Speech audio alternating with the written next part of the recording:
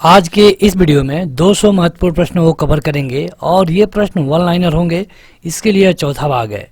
यहाँ पे क्वेश्चन भले ही वन लाइनर दिखेगा, लेकिन आपको यह वीडियो एक टेस्ट के रूप में लेना होगा। अगर आप चाहते हैं इस वीडियो के बारे में ज़्यादा जानकारी या फिर इसको लाइन बाय लाइन पढ़ना, तो आपको ये वाला ऐप डाउनलोड करना होगा, जिसका लिंक इस वीडियो के डिस्क्रिप्शन में और पहले कमेंट बॉक्स में मिल जाएगा। इस वीडियो को लाइक करने के साथ चैनल को जरूर सब्सक्राइब करें। उसके बाद बेल आइकन दबाएं, उसमें ऑल सेलेक्ट करें इसी तरह की बेहतरीन वीडियो सबसे पहले पाने के लिए। देखिए, कुछ इस तरह के क्वेश्चन आने वाले हैं और जिनके लिए ज़रूरत होगी हम आपको ऑप्शन भी बताएंगे और आप अपना उत्तर कमेंट करके बताते रहिए। तो पहला क्वेश्चन है कि वॉशिंग सोडा का सूत्र क्या है। मतलब कि आपको बताना है केमिकल रिएक्शन, मतलब रासायनिक नाम। वॉशिंग सोडा का रासायनिक नाम क्या होता है, मतलब उसे क्या लिखते हैं। आपके ऑप्शन हो सकते हैं NaCO2, NaCl, Na2CO3 या फिर इनमें से कोई नहीं।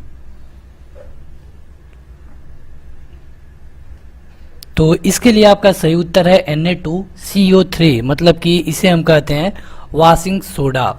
अगला क्वेश्चन है कि जीन को सबसे पहले किसने आइसोलेट किया था। मतलब कि यहाँ पे पूछा जा रहा है कि जो मनुष्य में जीन होता है, इसकी खोज सबसे पहले किस वैज्ञानिक ने की थी। और आपको बता दें कि ये भारतीय मूल के थे, भारतीय तो नहीं थे लेकिन भारतीय मूल के थे। इनको इसके लिए नोबेल भी मिल चुका है और इनका नाम है हरगोविंद खुराना।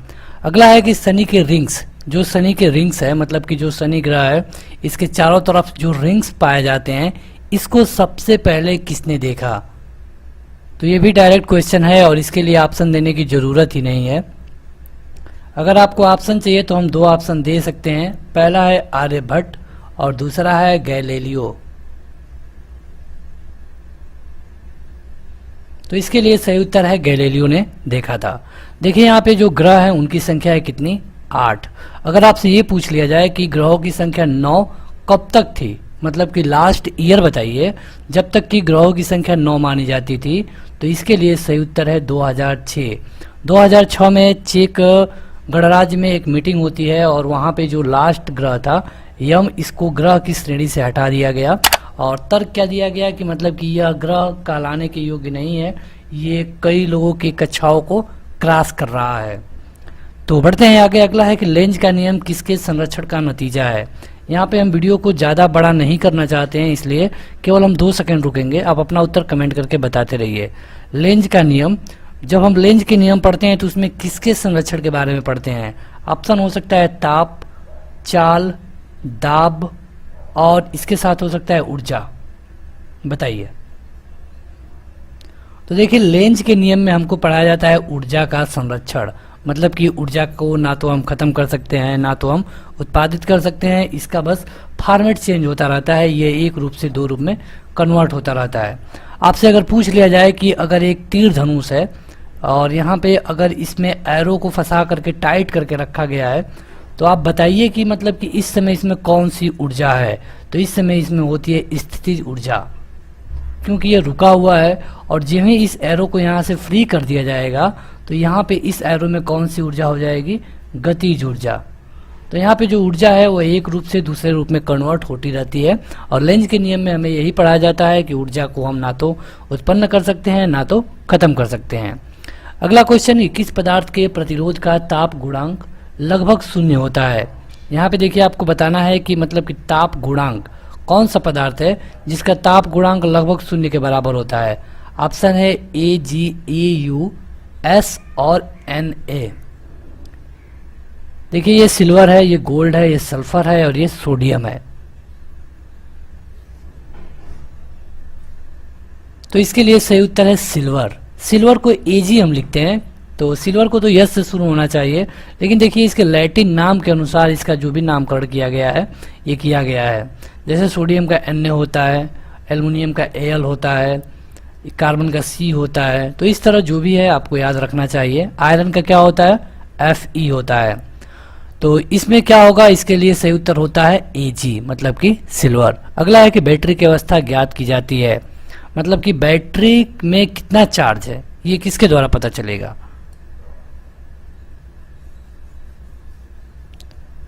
तो ये पता चलता है वोल्ट मीटर के द्वारा। और अगला क्वेश्चन, और इसके लिए आपको ऑप्शन दिया जा सकता है कि यकृत में संचित किया जा सकता है, मतलब कि कौन सा विटामिन ऐसा है जिसको कि यकृत में संचित किया जा सकता है, मतलब कि इकट्ठा करके रखा जा सकता है। ऑप्शन है ए, बी, सी, ई। तो देखिए इसके लिए सही उत्तर है ए। ए एक ऐसा विटामिन है जो कि इसको यकृत में संचित करके, मतलब कि स्टोर करके रखा जा सकता है। और यहाँ पे बात करें तो आप देखेंगे कि बी और सी ऐसे विटामिन हैं जो कि आपके जो शरीर में वाटर होता है इसमें घुल जाते हैं, और अगर इसकी अधिकता होती है तो पेशाब के माध्यम से ये आपके शरीर से बाहर भी हो जाते हैं। जो ई विटामिन होता है यह प्रजनन में काम करता है, मतलब कि अगर किसी की प्रजनन शक्ति कम है तो वहाँ पे ई विटामिन की ज़रूरत होती है। अगर विटामिन ए की बात करें जो कि इसका सही उत्तर था, तो विटामिन ए सबसे ज़्यादा पाया जाता है देखा जाए तो गाजर में। विटामिन ए की कमी से आपको आंखों से रिलेटेड प्रॉब्लम हो जाती है, जिसमें से आंखों से कम दिखना, आंखों का दर्द करना या फिर इस तरह की और भी।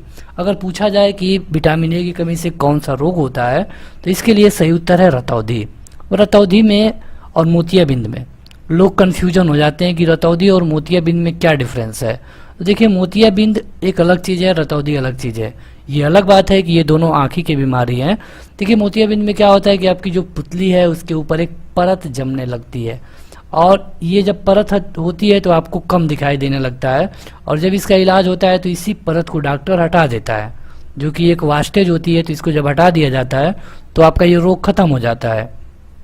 यहाँ पे रतौंधी में प्रॉब्लम ये होती है कि आपको केवल रात में कम दिखाई देता है। वैसे तो देखा जाए तो सभी को रात में कम दिखाई देता है, लेकिन एक नॉर्मल व्यक्ति की अपेक्षा आपको रात में ज़्यादा कम दिखाई देगा। तो ये है विटामिन ए। अगला है कि तेल दीप में बत्ती का तेल ऊपर चढ़ता है क्यों?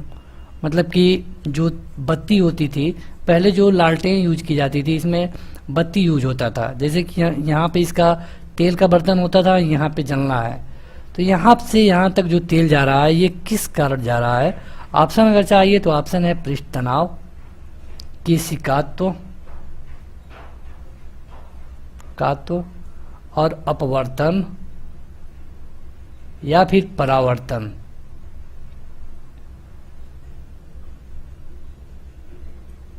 तो देखिए इसके लिए सही उत्तर है केशिकात्व। केशिकात्व की जो क्रिया होती है इसके कारण जो ये तेल है ऊपर चढ़ जाता है। और केशिकात्व से और भी कुछ क्वेश्चन पूछे जाते हैं। बढ़ते हैं आगे। अगला है कि एलपीजी किसका मिश्रण है? जो एलपीजी गैस हम यूज करते हैं अपने घरों में, इसमें किसका किसका मिश्रण है? आप कमेंट करके बताइए।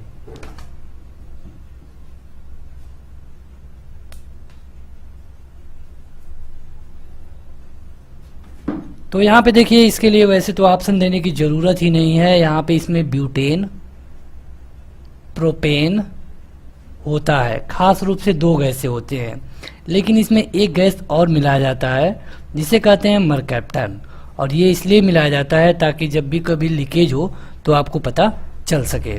यहाँ पे एलपीजी का फुल फॉर्म कई बार आपसे पूछा गया है, मतलब कि लिक्विड पेट्रोलियम गैस, ये फुल फॉर्म होता है। तो चलिए यहाँ से आपके लिए क्वेश्चन है, कमेंट करके बताइए इसका क्या होगा उत्तर।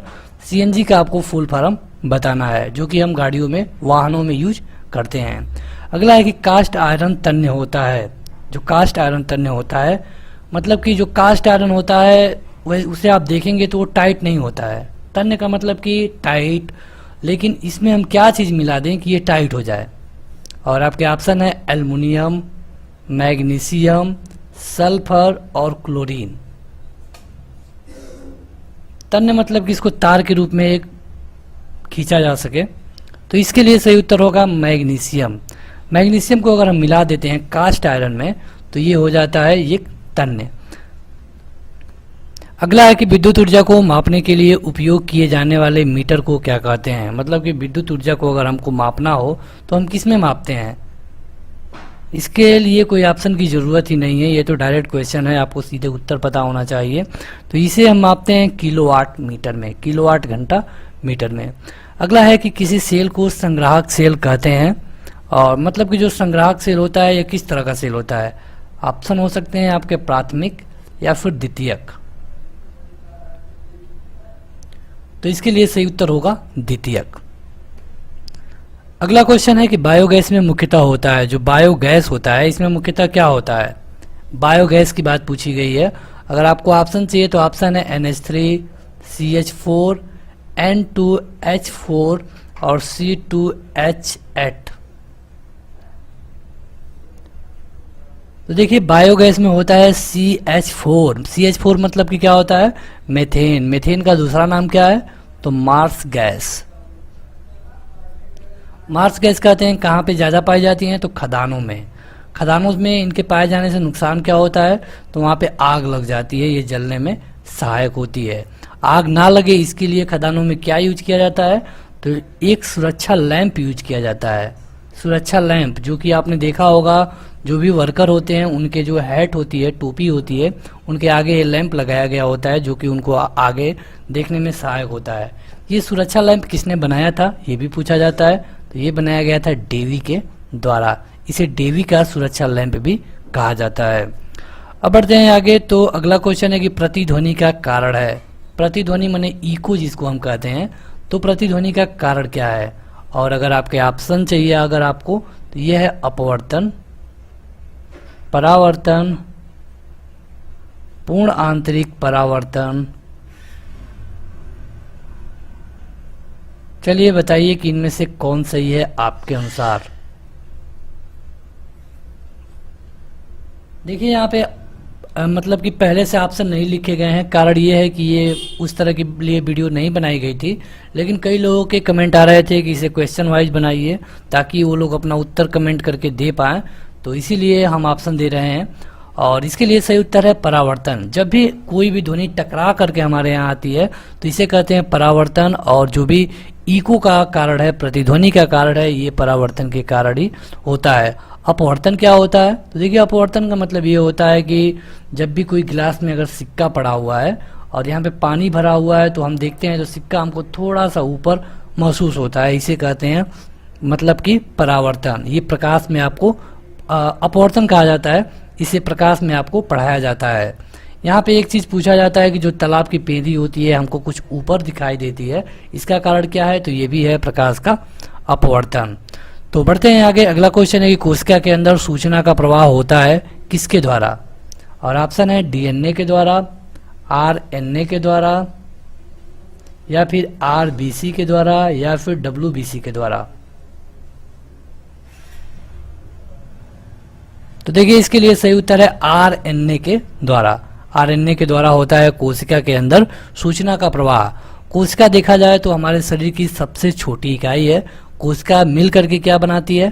तो ऊतक मतलब कि टिश्यू। अगला है कि ग्लूकोमा एंड ट्रेकोमा, ये जो बीमारी है ये आपके शरीर के किस भाग को इफेक्ट करती है? Glaucoma and trachoma. अगर आपको ऑप्शन चाहिए तो आंख, नाक, मस्तिष्क और पेट। पेट में आंत, लीवर सब आ जाएगा। तो इसके लिए सही उत्तर है आंख। ग्लूकोमा और ट्रेकोमा रिलेटेड बीमारी है आंख से। देखिए इस तरह के कई क्वेश्चन पूछे जाते हैं। जैसे पूछ लिया जाएगा आपको कि जो मलेरिया होता है इससे आपके शरीर का कौन सा भाग इफेक्टेड होता है, या फिर जो निमोनिया होता है इससे कौन सा भाग इफेक्टेड होता है? तो निमोनिया से होता है आपका फेफड़ा। तो बढ़ते हैं आगे। अगला है कि ट्रांसफार्मर का प्रयोग होता है। जो हम ट्रांसफार्मर का प्रयोग करते हैं क्यों करते हैं? ये आप अपने मन से जो भी आपको समझ में आ रहा है वो कमेंट करके बताइए। ट्रांसफार्मर का प्रयोग हम क्यों करते हैं?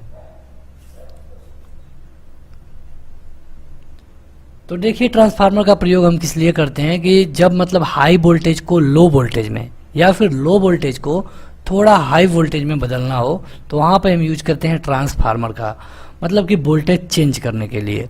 देखा जाए तो जो आपके घर के बाहर ट्रांसफार्मर लगा हुआ है उसमें उससे पहले 11,000 वोल्टेज आता है, लेकिन ट्रांसफार्मर से पार होने के बाद ये 440 वोल्ट हो जाता है, जिससे कि मतलब कि ये 3 फेज में होता है। और अगर आप 2 फेज यूज कर रहे हैं या फिर सिंगल फेज यूज कर रहे हैं तो आपको 220 वोल्ट मिलता है, जिससे कि आपके घर के टीवी, पंखा, कूलर जो भी चलता है। तो अगर आप डायरेक्ट 11,000 वोल्टेज आ जाए तो ये सारे जो भी सामान है जल जाएंगे, जल सकते हैं नहीं, जल जाएंगे। इसलिए जो ट्रांसफार्मर का यूज किया जाता है वोल्टेज को चेंज करने के लिए। अगला है कि मानव शरीर में पाचन का कार्य किस भाग में संपन्न होता है? और यहाँ पे बस आपको हम 2 ऑप्शन देना चाहेंगे। पहला ऑप्शन है छोटी आंत, और दूसरा ऑप्शन है बड़ी आंत। बताइए कौन सा सही है। देखिए यहाँ पे सभी लोग कमेंट नहीं करते हैं, कुछ लोगों को ये प्रॉब्लम होती है कि हम कमेंट करेंगे हमारा उत्तर गलत हो जाएगा। तो देखिए इससे कोई इशू नहीं है, आप अपना उत्तर कमेंट करते रहिए, तभी आपको जो भी आपके अंदर हेजिटेशन है वो ख़त्म होगा। और जो लोग इस वीडियो को बाद में देख रहे हैं, मतलब कि लाइव होने के बाद में, वो लोग भी अपना उत्तर कमेंट करके बता सकते हैं कमेंट बॉक्स में। क्योंकि उस समय होता क्या है कि जो लाइव चैट बॉक्स होता है वो डिसेबल हो जाता है, तो इसलिए आपको अपना कमेंट बॉक्स में करना चाहिए। तो इसके लिए सही उत्तर है छोटी आंत। देखिए जो छोटी आंत होती है, भले ही इसके नाम में के आगे छोटी लगाओ, लेकिन इसमें शरीर के पाचन का सबसे ज़्यादा काम होता है और ये सबसे बड़ी होती है। अब अगला क्वेश्चन है कि हेनरी की इकाई क्या है। हेनरी की इकाई क्या है? डायरेक्ट क्वेश्चन है और इसके लिए ऑप्शन की जरूरत ही नहीं है।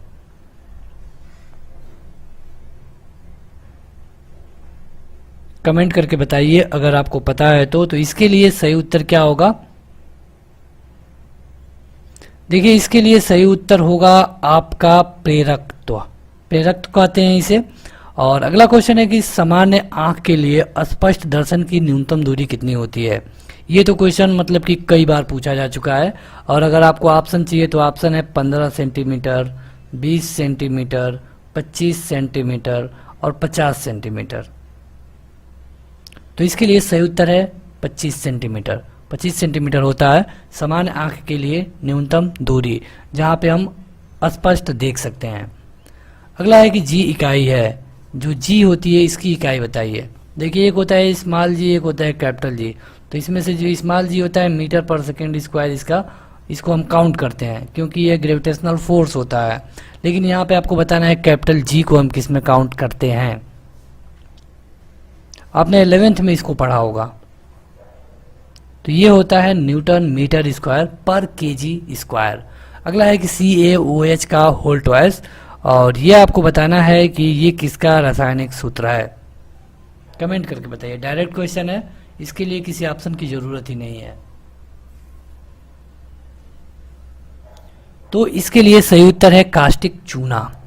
अगला है कि प्रकाशीय गेज किस सिद्धांत पे काम करता है। जो प्रकाशीय गेज होता है किस सिद्धांत पे काम करता है, और आपके ऑप्शन वही है अपवर्तन, परावर्तन या फिर पूर्ण आंतरिक परावर्तन। पूर्ण आंतरिक परावर्तन।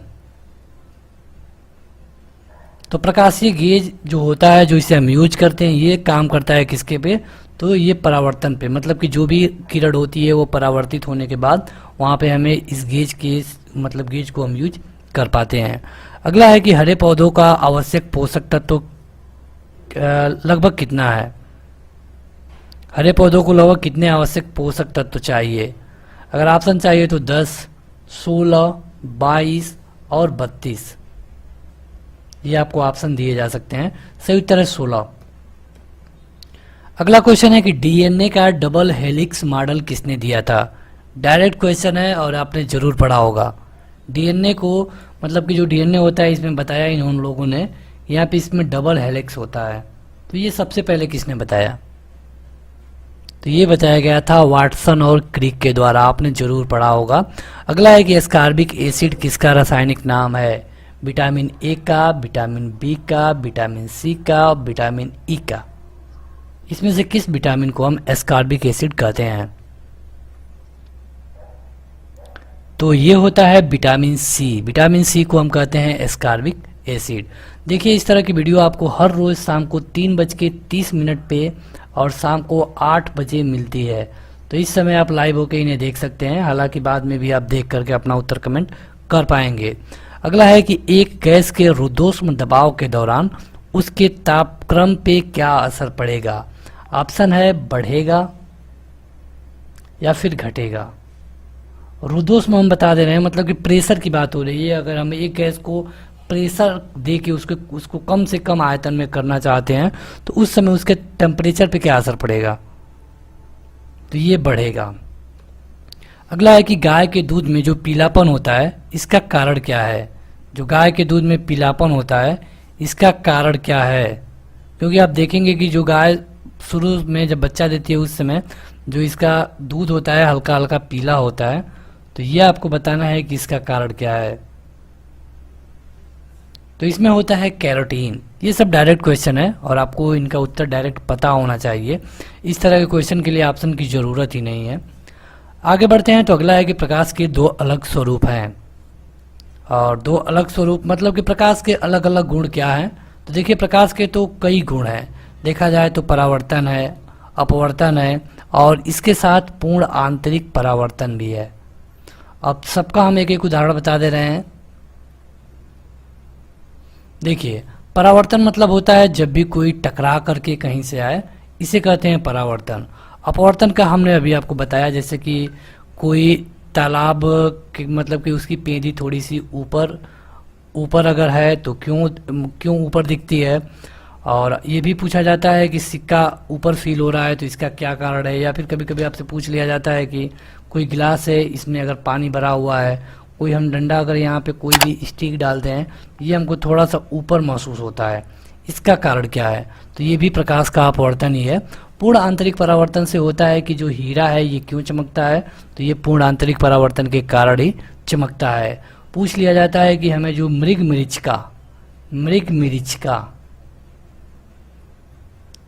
मृगमरीचिका का मतलब होता है कि गर्मी के दिनों में हमें थोड़ी दूर पे दिखाई देता है कि कुछ है ऊंचाई पर, लेकिन वहाँ पे कुछ नहीं होता है। तो जो मृगमरीचिका होती है ये भी पूर्ण आंतरिक परावर्तन के कारण ही होती है। अगला क्वेश्चन, और यहाँ पे है कि पीतल मिश्र धातु है। यहाँ पे देखिए ऑप्शन नहीं बताने वाले हैं, किसको किसको मिलाएंगे तो आपको मिल जाएगा पीतल, ये बताना है आपको। ये क्वेश्चन कई बार पूछा जा चुका है।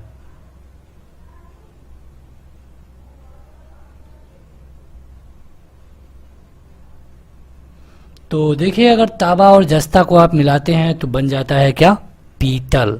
चलिए अगला क्वेश्चन है कि क्वार्टज का रासायनिक नाम क्या है। और आपके ऑप्शन है sodium carbonate, sodium cyanide, sodium silicate या फिर इनमें से कोई नहीं। तो ये होता है क्वार्टर्ज मतलब कि सिलिका यानी कि सोडियम सिलिकेट। अगला है कि टीबिया जो अस्थि है, हड्डी है, आपके शरीर में कहाँ पे होती है। और आपके ऑप्शन हो सकते हैं हाथ, पैर, वक्ष या फिर कान। तो टीबिया जो हड्डी होती है ये होती है पैर में। और पैर में जो सबसे बड़ी हड्डी होती है इसे क्या कहते हैं, फीमर कहते हैं। और जो छोटी हड्डी होती है कान के मध्य कान में होती है और इसे हम कहते हैं स्टैपिज। तो ये जो भी हड्डी रिलेटेड क्वेश्चन है आपको पता होना चाहिए। जो एक वयस्क व्यक्ति है इसके शरीर में 206 हड्डियां होती हैं, लेकिन जब ये जो मनुष्य जब छोटा रहता है, एक बच्चा रहता है, तो इसके शरीर में 300 प्लस हड्डियां होती हैं। अगला क्वेश्चन है कि पराश्रव्य तरंगे क्या है, मतलब कि पराश्रव्य तरंगे से आप क्या समझते हैं। देखिए अगर कहीं निर्वात में अगर कोई ध्वनि तरंग उत्पन्न होती है तो इसे हम कहेंगे पराश्रव्य तरंगे। अगला है कि एल्कोहल में क्या क्या मिला होता है,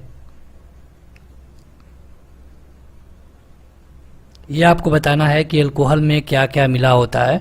तो एल्कोहल में मुख्य रूप से होता है हाइड्रोजन, ऑक्सीजन और इसके साथ होता है कार्बन। अगला है कि जो लाल रुधिर कणिकाएं हैं ये कहाँ पे बनती हैं, ये कहाँ पे बनती है, आरबीसी की बात हो रही है। तो अगर आपको ऑप्शन चाहिए तो हृदय, फेफड़ा, अस्थि मज्जा या फिर लीवर।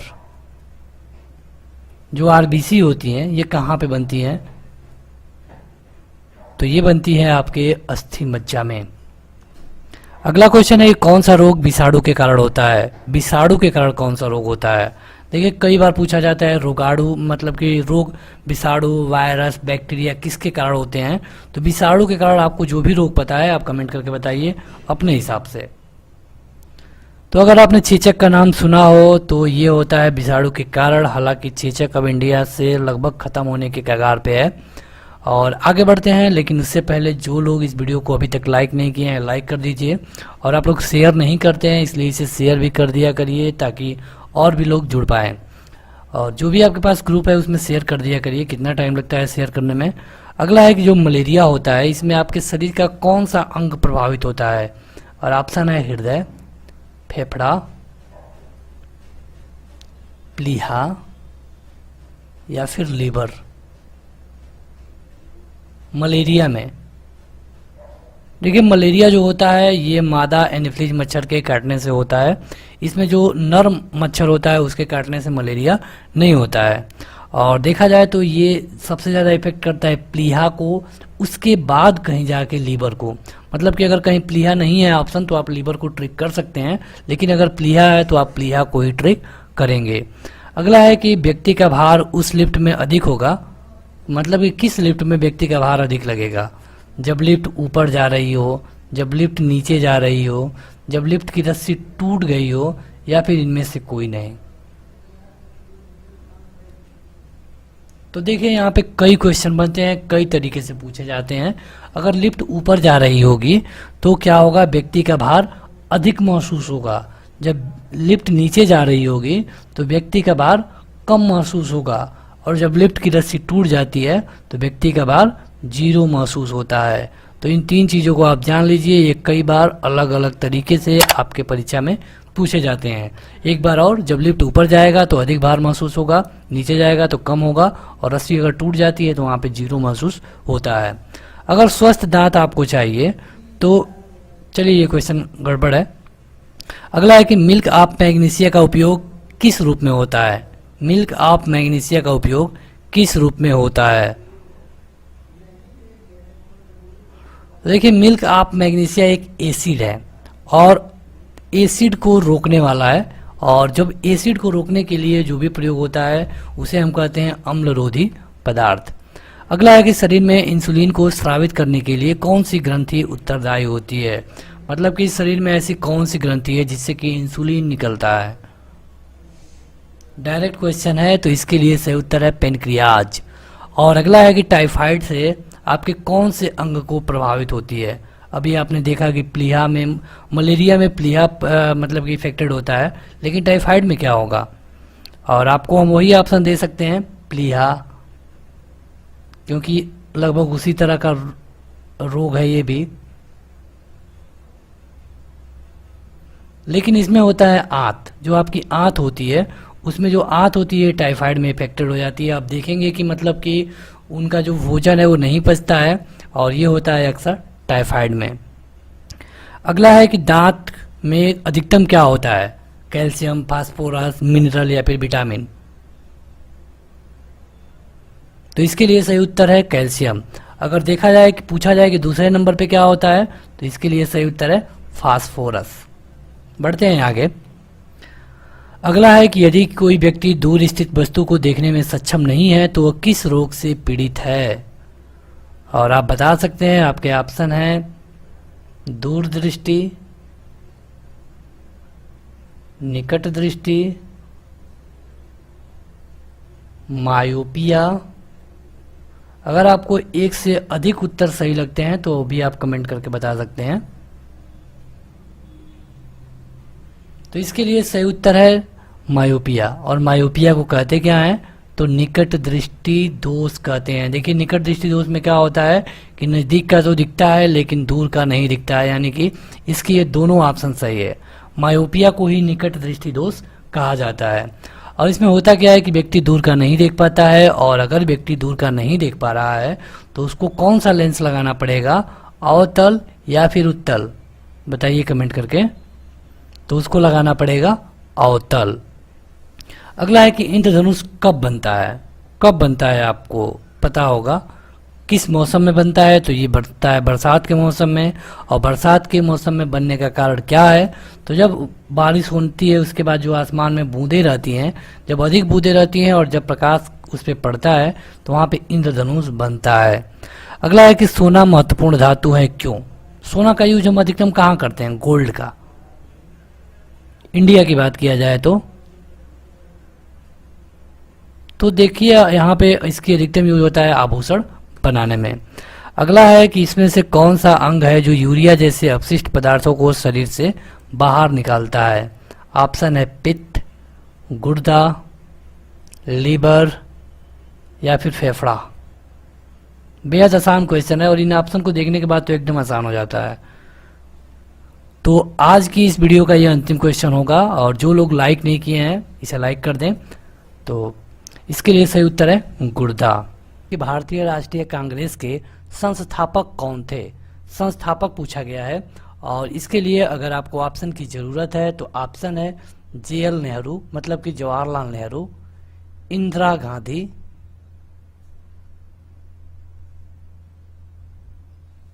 उसके बाद है A.O. ह्यूम और ये है राजगोपालचारी। तो चलिए आप अपना उत्तर हमें कमेंट करके बताइए। तो इसके लिए सही उत्तर है A.O. ह्यूम। भारतीय राष्ट्रीय कांग्रेस के संस्थापक कौन थे? तो A.O. ह्यूम थे। यह एक यूरोपियन थे और इन्होंने इसकी स्थापना कब की थी? तो 1885 में। 1885 में इसकी स्थापना हो गई थी और कहा जाता है कि 1905 तक, मतलब कि 1905 में क्या हुआ था? तो 1905 को जाना जाता है बंगाल के विभाजन के लिए। तो जब बंगाल की बात आ गई तो बंगाल का विभाजन किसने किया था? तो लॉर्ड कर्जन ने। तो लॉर्ड कर्जन के बंगाल विभाजन तक जो भारतीय राष्ट्रीय कांग्रेस थी इसने कोई बड़ा काम नहीं किया। यह एक बड़े लोगों की संस्था थी। बस इसका मतलब कि एक साल पे एक सेशन होता था और उसमें जो भी इशू होते थे अंग्रेजों के सामने उठाए जाते थे। तो ये तो हो गया पहला क्वेश्चन। अब दूसरा क्वेश्चन आपके स्क्रीन पर है कि कौन सी विषुवत रेखा के समांतर है? मतलब कि आपको बताना है कि विषुवत रेखा के समांतर क्या होता है। और अगर आपको ऑप्शन चाहिए तो ये है भूमध्य रेखा,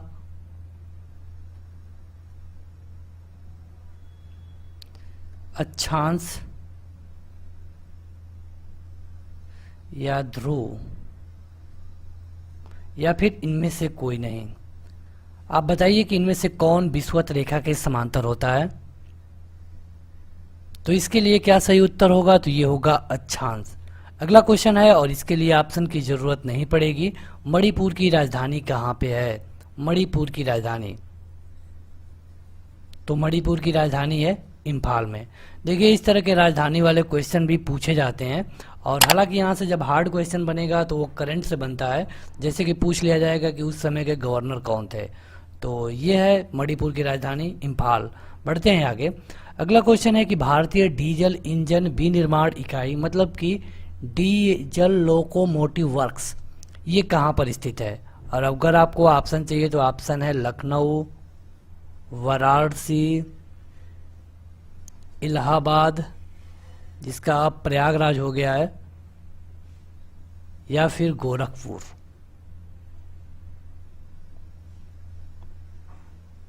तो बताइए कि इसमें से DLW कहाँ पे है? तो इसके लिए सही उत्तर है वाराणसी। DLW जो कि इंजन का, जो रेलवे का इंजन होता है डीजल इंजन, इसकी विनिर्माण इकाई है, ये है वाराणसी में। अगला क्वेश्चन है कि अलीगढ़ किस उत्पाद के लिए मशहूर है? देखिए कई जगह ऐसी हैं जो कई अपने अपने उत्पाद के लिए मशहूर हैं, जैसे कि वाराणसी को आप देख लें या फिर और भी इसके तरह कई हैं। तो यहाँ पे आपको बताना है कि अलीगढ़ किस लिए है और ऑप्शन है कारपेट, ताले, खेलने का सामान, या फिर चमड़े का सामान। चमड़े का सामान, बताइए इसमें से अलीगढ़ किसके लिए जाना जाता है? अलीगढ़ उत्तर प्रदेश की बात हो रही है। तो इसके लिए सही उत्तर है ताले। देखिए खेलने का सामान ये मेरठ के लिए जाना जाता है और चमड़े का काम होता है कानपुर में। ठीक, तो अलीगढ़ किसके लिए प्रसिद्ध है? तो ताले के लिए। तो इस तरह कई शहर हैं जो कि अपने अपने उत्पादों के लिए जाने जाते हैं। अगला क्वेश्चन है कि किस भारतीय राज्य में विशाखापट्टनम बंदरगाह स्थित है? मतलब कि सीधा सीधा ये है कि विशाखापट्टनम किस राज्य में है, और इसके लिए ऑप्शन की जरूरत ही नहीं है। तो ये है आंध्र प्रदेश में, AP यानी कि आंध्र प्रदेश। और आंध्र प्रदेश एक ऐसा राज्य है जिसका बंटवारा हुआ भाषा के आधार पर सबसे पहले, और इसके पहले किसी भी राज्य का बंटवारा नहीं हुआ था भाषा के आधार पे। अगला क्वेश्चन है कि भारत के संविधान को बनाने के लिए गठित संविधान सभा के अध्यक्ष कौन थे? देखिए जो भारत का संविधान बना इसको किसके द्वारा बनाया गया? तो संविधान सभा के द्वारा बनाया गया। और इसमें जो संविधान सभा थी इसके चेयरमैन कौन थे, अध्यक्ष कौन थे, ये पूछा गया है। तो अगर आपको ऑप्शन दे दें तो ये है डॉक्टर सच्चिदानंद सिन्हा, डॉक्टर राजेंद्र प्रसाद, जवाहरलाल नेहरू और महात्मा गांधी। बताइए जो संविधान सभा था इसके हेड कौन थे। तो इसके लिए सही उत्तर है डॉक्टर राजेंद्र प्रसाद। देखिए देखा जाए तो इसके लिए दोनों उत्तर सही है, डॉक्टर सच्चिदानंद सिन्हा और डॉक्टर राजेंद्र प्रसाद। दोनों इसलिए क्योंकि जो डॉक्टर सच्चिदानंद सिन्हा थे ये केवल 2 दिन के लिए अस्थायी अध्यक्ष बनाए गए थे, अस्थायी। लेकिन 2 दिनों के बाद मतलब कि 9 दिसंबर को इनको बनाया गया और इसके बाद इनको 11 दिसंबर को हटा दिया गया। मतलब कि 2 दिन तक ये भी रहे लेकिन अस्थायी रहे, लेकिन 11 दिसंबर को फिर से बनाया गया अस्थायी रूप से डॉक्टर राजेंद्र प्रसाद को। तो इसके लिए सटीक उत्तर है, अगर आप यहाँ पे डॉक्टर सच्चिदानंद सिन्हा नहीं दिया गया होता है तो आपको राजेंद्र प्रसाद ही ट्रिक करना चाहिए। अगला क्वेश्चन है कि भारतीय फिल्म अभिनेता शत्रुघ्न सिन्हा किस राज्य से संबंधित है। और इनफैक्ट आप ये भी बता सकते हैं कि अभी अभी जो लोकसभा का चुनाव हुआ है इसमें इन्होंने कहाँ से चुनाव अपना लड़ा था। जैसे कि हम लोकसभा चुनाव 2019 के बारे में बात कर रहे हैं। तो अगर आपको ऑप्शन चाहिए तो यूपी, बिहार, झारखंड और इसके साथ साथ छत्तीसगढ़।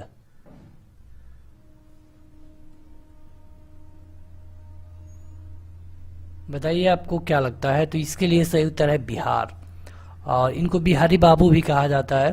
तो ये है शत्रुघ्न सिन्हा। और अभी अभी 2019 का जो लोकसभा का चुनाव हुआ है ये पटना साहिब से इनकी सीट थी। अगला क्वेश्चन है कि शाहनामा किसकी कृति है, मतलब कि शाहनामा किसके द्वारा लिखा गया है ये आपको बताना है। तो चलिए ऑप्शन दे देते हैं। ऑप्शन है फिर सऊदी, अकबर और रहीम। तो इसके लिए सही उत्तर है फिरदौसी। फिरदौसी इसके लिए सही उत्तर है। शाहनामा फिरदौसी की रचना है। बढ़ते हैं आगे। अगला क्वेश्चन है कि हमारे सौर परिवार में कितने ग्रह हैं, मतलब कि हमारा जो सौर परिवार है इसमें कुल कितने ग्रह हैं। ऑप्शन है 7, 8, 9 और 10। बेहद आसान क्वेश्चन। तो इसके लिए आपका सही उत्तर अभी तक आ चुका है और इसके लिए सही उत्तर क्या होगा, 8। देखिए यहाँ पे शुरू से 8 मतलब कि ग्रह नहीं माने जाते थे। 2006 से पहले यहाँ पे जो ग्रहों की संख्या थी वो कितना थी, 9। और जो 9वां ग्रह था उसका नाम था यम, और जो 9वां ग्रह था उसको 2006 में हटा दिया गया। मतलब कि अब ये कहा गया कि अब जो यम है इसको हम ग्रह नहीं मानेंगे, इसको अब छोटा पिंड माना जाने लगा। और कारण ये था कि ये कई ग्रहों का जो अपना क्लास होता है उसको काट रहा था, इसीलिए यम को हटा दिया गया। और 2006 के बाद अब ग्रह कितने बचे हैं, 8, और पृथ्वी इसमें भी 1 है। देखा जाए तो जो सौर परिवार है या फिर सौर मंडल है इससे कई क्वेश्चन आपके परीक्षा में बनते हैं। जैसे पूछा जाता है कि पृथ्वी की जुड़वा बहन कौन है, तो यह है शुक्र। शुक्र है पृथ्वी की जुड़वा बहन। कारण यह है कि यह पृथ्वी के नज़दीक है, 225 दिनों में एक चक्कर लगाती है सूर्य का। और पृथ्वी कितने दिनों में लगाती है, तो 365 दिनों में। तो अगला क्वेश्चन है कि इंकलाब जिंदाबाद ये नारा सबसे पहले किसने दिया था। जो इंकलाब जिंदाबाद का नारा है सबसे पहले किसने दिया था। और आपके ऑप्शन है सुभाष चंद्र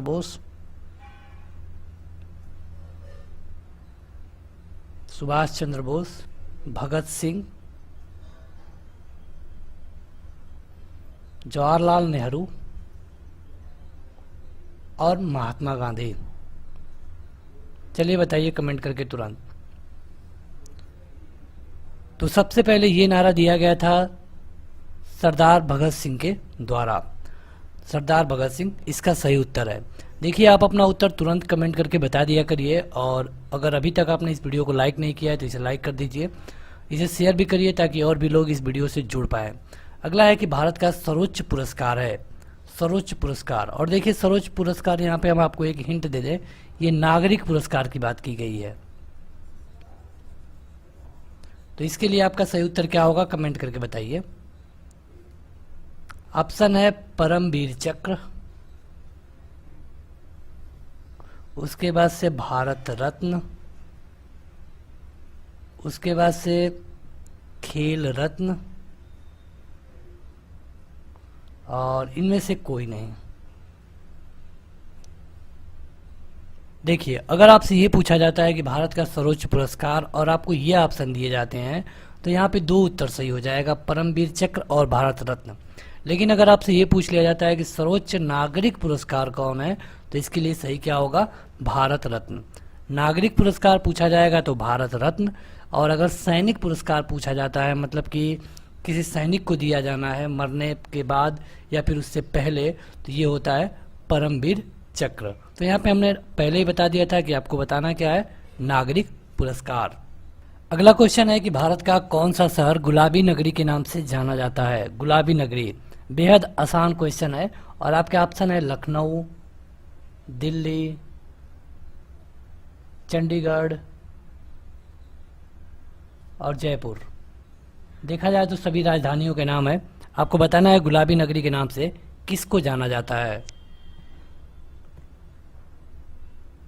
तो इसके लिए सही उत्तर है जयपुर। जयपुर जो कि राजस्थान की राजधानी है, इसको पिंक सिटी यानी कि गुलाबी नगरी के नाम से जाना जाता है। लखनऊ कहाँ की राजधानी है, तो उत्तर प्रदेश की। इसको किस लिए जाना जाता है, तो ये नवाबों के शहर के लिए जाना जाता है, और इसके लिए इसके साथ ये चिकनकारी के लिए भी जाना जाता है। दिल्ली जो कि राष्ट्रीय राजधानी है, जिसको कि 1991 में राष्ट्रीय राजधानी का दर्जा दिया गया था। चंडीगढ़ जो कि एक केंद्र शासित प्रदेश होने के साथ साथ पंजाब और इसके साथ साथ हरियाणा की राजधानी भी है, हरियाणा। और जयपुर कहाँ की राजधानी है, तो यह है राजस्थान की, राजस्थान।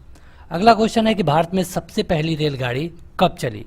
आपको सीधे सीधे ईयर कमेंट करके बताना है, और आपके ऑप्शन है 1853, 1856, 1947 और 1950। बताइए कौन सा उत्तर आपके हिसाब से सही है। हालांकि परीक्षा में एग्जैक्ट डेट पूछ लिया जाता है, लेकिन आपको यहाँ पे केवल ऑप्शन बताने हैं। तो इसके लिए सही उत्तर है 1853 में, और डेट कौन सा था, तो ये था 16 अप्रैल 1853। इस समय चली थी भारत की पहली रेलगाड़ी। अगला क्वेश्चन है कि सिख धर्म के संस्थापक कौन है। सिख धर्म के संस्थापक कौन है, तो कमेंट करके बताइए। और अगर आपको ऑप्शन चाहिए तो ऑप्शन है गुरु नानक देव, गुरु अर्जुन देव, गुरु तेग बहादुर, और इनमें से कोई नहीं। सिख धर्म के संस्थापक कौन है, तो इसके लिए सही उत्तर है गुरु नानक देव। आपका सही उत्तर है गुरु नानक देव। तो बढ़ते हैं आगे। अगला क्वेश्चन है कि भारत में सर्वाधिक शिक्षित राज्य कौन सा है। सबसे ज़्यादा शिक्षित राज्य, मतलब कि जहाँ की साक्षरता सबसे अधिक हो। ऑप्शन है तमिलनाडु, बिहार, दिल्ली, केरल। बताइए सर्वाधिक शिक्षित राज्य। देखिए शिक्षित मतलब कि जहाँ की साक्षरता अधिक हो, जहाँ मैक्सिमम परसेंटेज में लोग पढ़े लिखे हों। तो इसके लिए सही उत्तर है केरल। केरल है सर्वाधिक शिक्षित राज्य, और यहाँ पे जो लिंगानुपात है, मतलब महिलाओं की संख्या है 1000 पुरुषों पर, ये भी सर्वाधिक है। तो इसके लिए सही उत्तर हो जाएगा केरल। केरल की राजधानी कहाँ पे है, केरल की कैपिटल कहाँ पे है, ये आपके लिए क्वेश्चन होगा, और इसका उत्तर आप हमें कमेंट करके बताएंगे। केरल की कैपिटल कहाँ है, ये आपको बताना है। अगला है कि प्रसिद्ध उद्धरण सरकार जनता की, जनता द्वारा, जनता के लिए, यह किसने कहा था। सरकार जनता की, जनता द्वारा और जनता के लिए, ये किसने कहा था।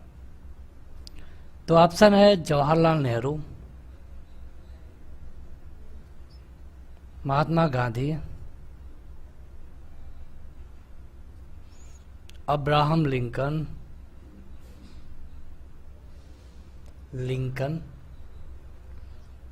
जॉर्ज कर्जन, लॉर्ड कर्जन है, लॉर्ड कर्जन।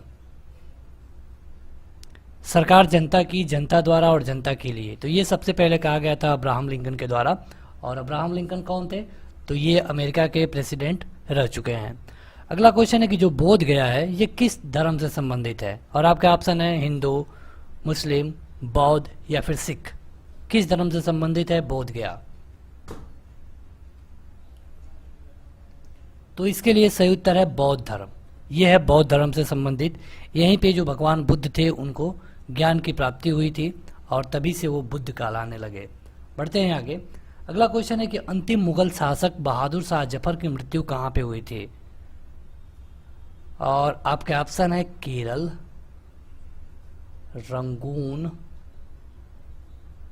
कलकत्ता, उस समय कलकत्ता था, और मद्रास। बताइए अंतिम मुगल शासक बहादुर शाह जफर की मृत्यु कहाँ पे हुई थी? तो ये हुई थी रंगून में। देखिए उन्हें अंग्रेजों द्वारा भेज दिया गया था रंगून में और वहीं पे उनकी डेथ हो गई। अगला क्वेश्चन है किसके नेतृत्व में 1776 में अमेरिका का स्वतंत्रता संग्राम हुआ? मतलब कि जब अमेरिका को 1776 में आज़ादी मिली तो ये किसके नेतृत्व में मिली? वहाँ का हेड कौन था? और आपके ऑप्शन है अब्राहम लिंकन,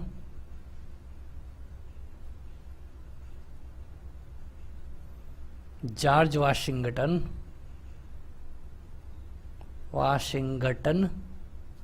और बस इसी में से बताइए, इसी में से एक सही उत्तर है। तो सही उत्तर है जॉर्ज वाशिंगटन और इन्हीं के नाम पे जो वहाँ की कैपिटल है उसका नाम है वाशिंगटन डीसी, वाशिंगटन डीसी। अगला क्वेश्चन है कि अनुच्छेद 370 भारत के किस राज्य में लागू होता है? और आपके ऑप्शन हो सकते हैं केरल, J&K, असम और यूपी। तो 370 लगता है कहाँ पे? जम्मू एंड कश्मीर में। अगला क्वेश्चन है कि जलियांवाला बाग किस शहर में स्थित है? जलियांवाला बाग, यहाँ पे 13 अप्रैल सन 1919 को एक बड़ा भयानक घटना हुआ था और जिसमें निहत्थे लोगों पे गोली चला दिया गया और ढेर सारे लोग मारे गए। तो आपको बताना है कि ये कहाँ पे है। आपके ऑप्शन है अमृतसर, चंडीगढ़,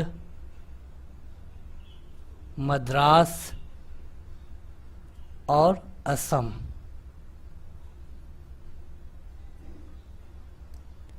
तो इसके लिए आपका सही उत्तर है अमृतसर। ये घटना कहाँ पे हुई थी? तो अमृतसर में। इसको जलियांवाला बाग हत्याकांड कहा जाता है। किसने गोली चलाने का आदेश दिया? तो ये था जनरल डायर।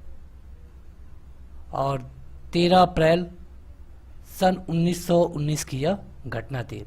देखिए यहाँ पे ये घटना घटी, यहाँ पे लगभग 1000 लोग मारे भी गए और अंग्रेजों ने कहा कि यहाँ पे 369 लोग मरे हैं, लेकिन सच्चाई ये थी कि 1000 से अधिक लोग मारे गए थे। तो आखिर 1000 लोग वहाँ पे इकट्ठा होकर कर क्या रहे थे? देखिए उस समय एक आया था रॉलट एक्ट। रॉलट एक्ट कुछ आपको एक्स्ट्रा जानकारी बता दे रहे हैं।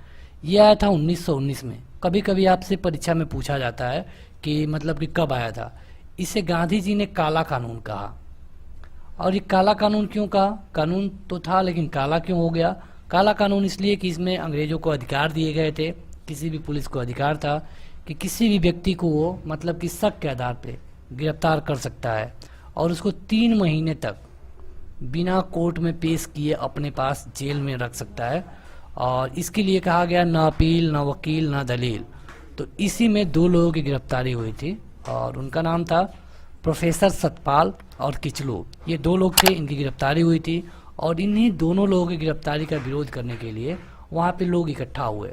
वहाँ पे जब लोग इकट्ठा हुए तो वहाँ पे जो जनरल डायर था उसने गोली चलाने का आदेश दे दिया और जितने भी लोग थे सबको घेर करके गोली चलाया गया चारों तरफ से और सभी लोगों की मृत्यु हो गई। अगला है कि भारत का राष्ट्रीय पक्षी कौन है? भारत का राष्ट्रीय पक्षी, बेहद आसान क्वेश्चन और इसके लिए सही उत्तर है मोर। तो ये तो था आसान क्वेश्चन। अब यहाँ पे एक हार्ड क्वेश्चन मोर से बनता है। इसका वैज्ञानिक नाम क्या है? इसका वैज्ञानिक नाम क्या है, ये आपको कमेंट करके बताना है।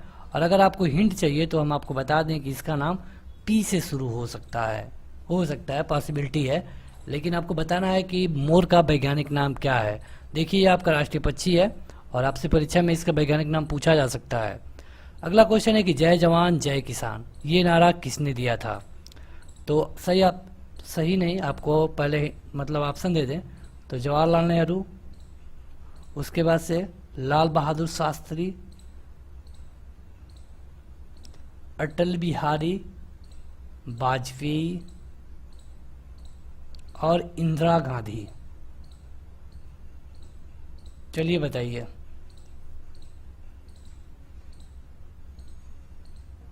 तो इसके लिए सही उत्तर है लाल बहादुर शास्त्री। बढ़ते हैं आगे। अगला क्वेश्चन है, कन्याकुमारी में रॉक मेमोरियल मतलब कि शैल स्मारक को किसकी स्मृति में बनाया गया है। मतलब कि जो कन्याकुमारी में रॉक मेमोरियल है किसके याद में बनाया गया है। और आपके ऑप्शन है जवाहरलाल नेहरू, स्वामी विवेकानंद,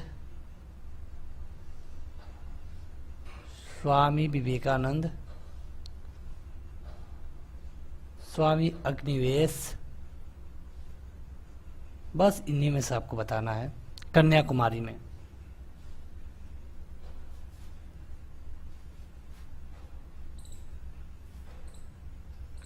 तो इसके लिए सही उत्तर है विवेकानंद, स्वामी विवेकानंद ने के याद में इसे बनाया गया है।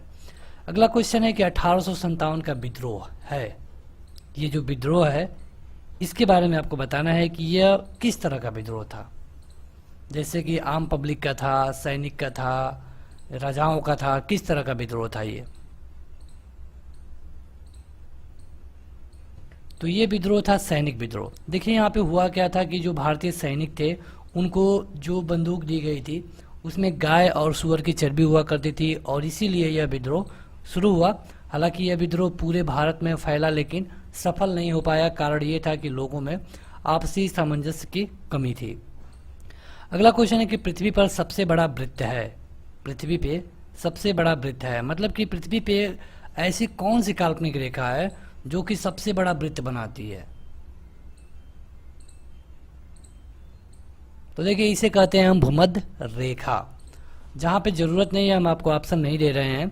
अगला क्वेश्चन है कि रूस में साइबेरिया पूरे विश्व में किस लिए प्रसिद्ध है। क्योंकि जो रूस का साइबेरिया है, रूस का ये विश्व प्रसिद्ध है, पूरे विश्व में जाना जाता है, लेकिन किसके लिए।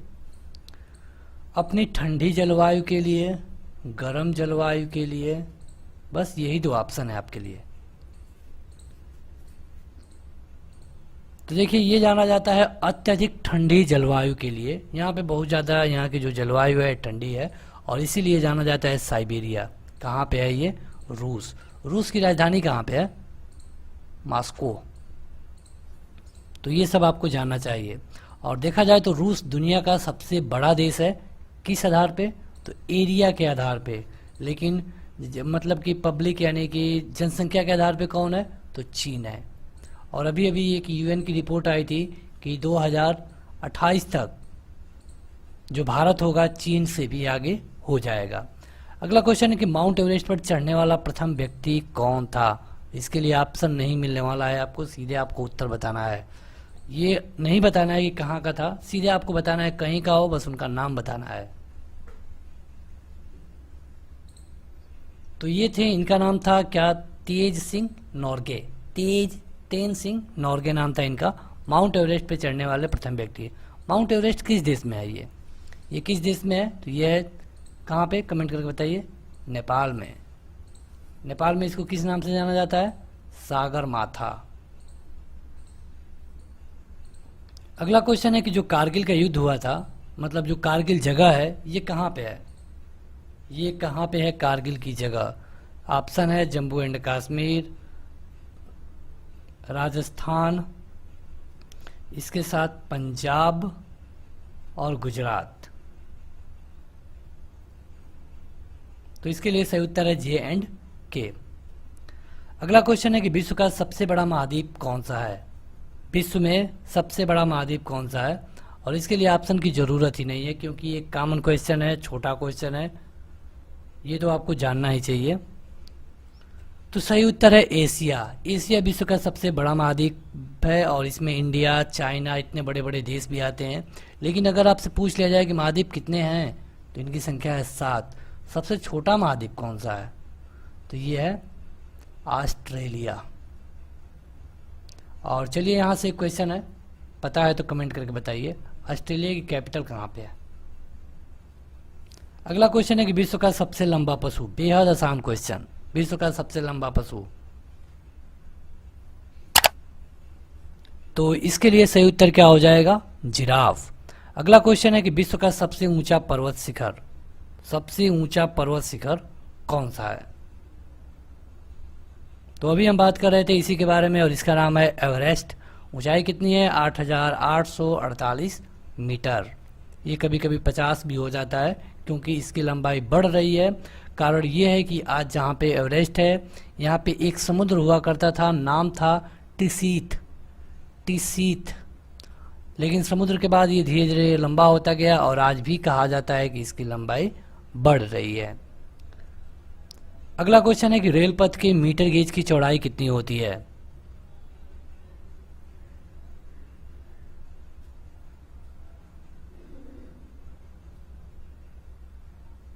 जो मीटर गेज होता है उसकी चौड़ाई कितनी होती है।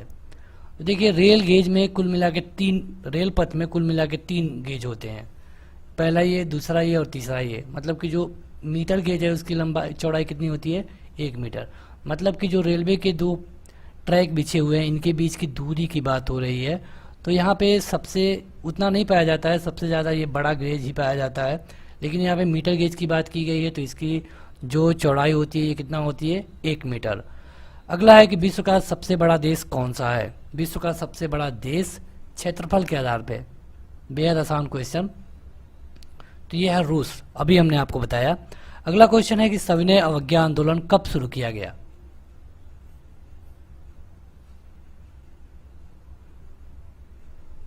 ऑप्शन दे दें तो 1930, 1920, 1905 और 1942।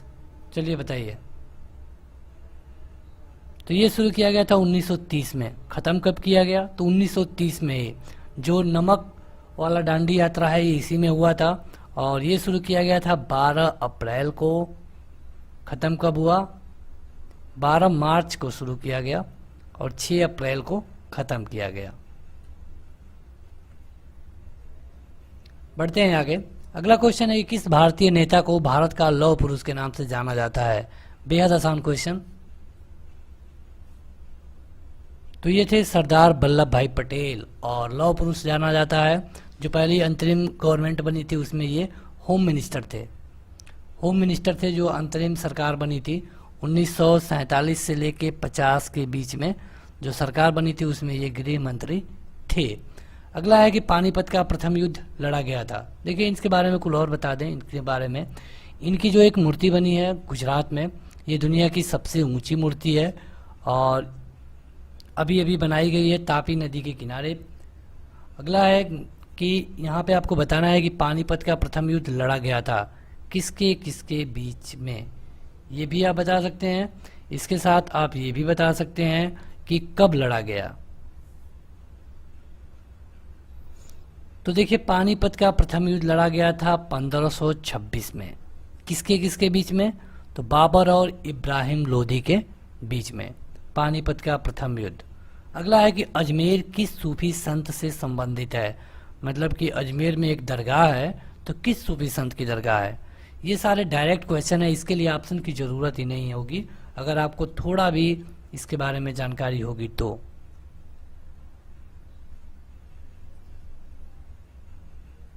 इसके लिए सही उत्तर क्या होगा, ख्वाजा मोइनुद्दीन चिश्ती, यहाँ पे इनकी दरगाह भी है।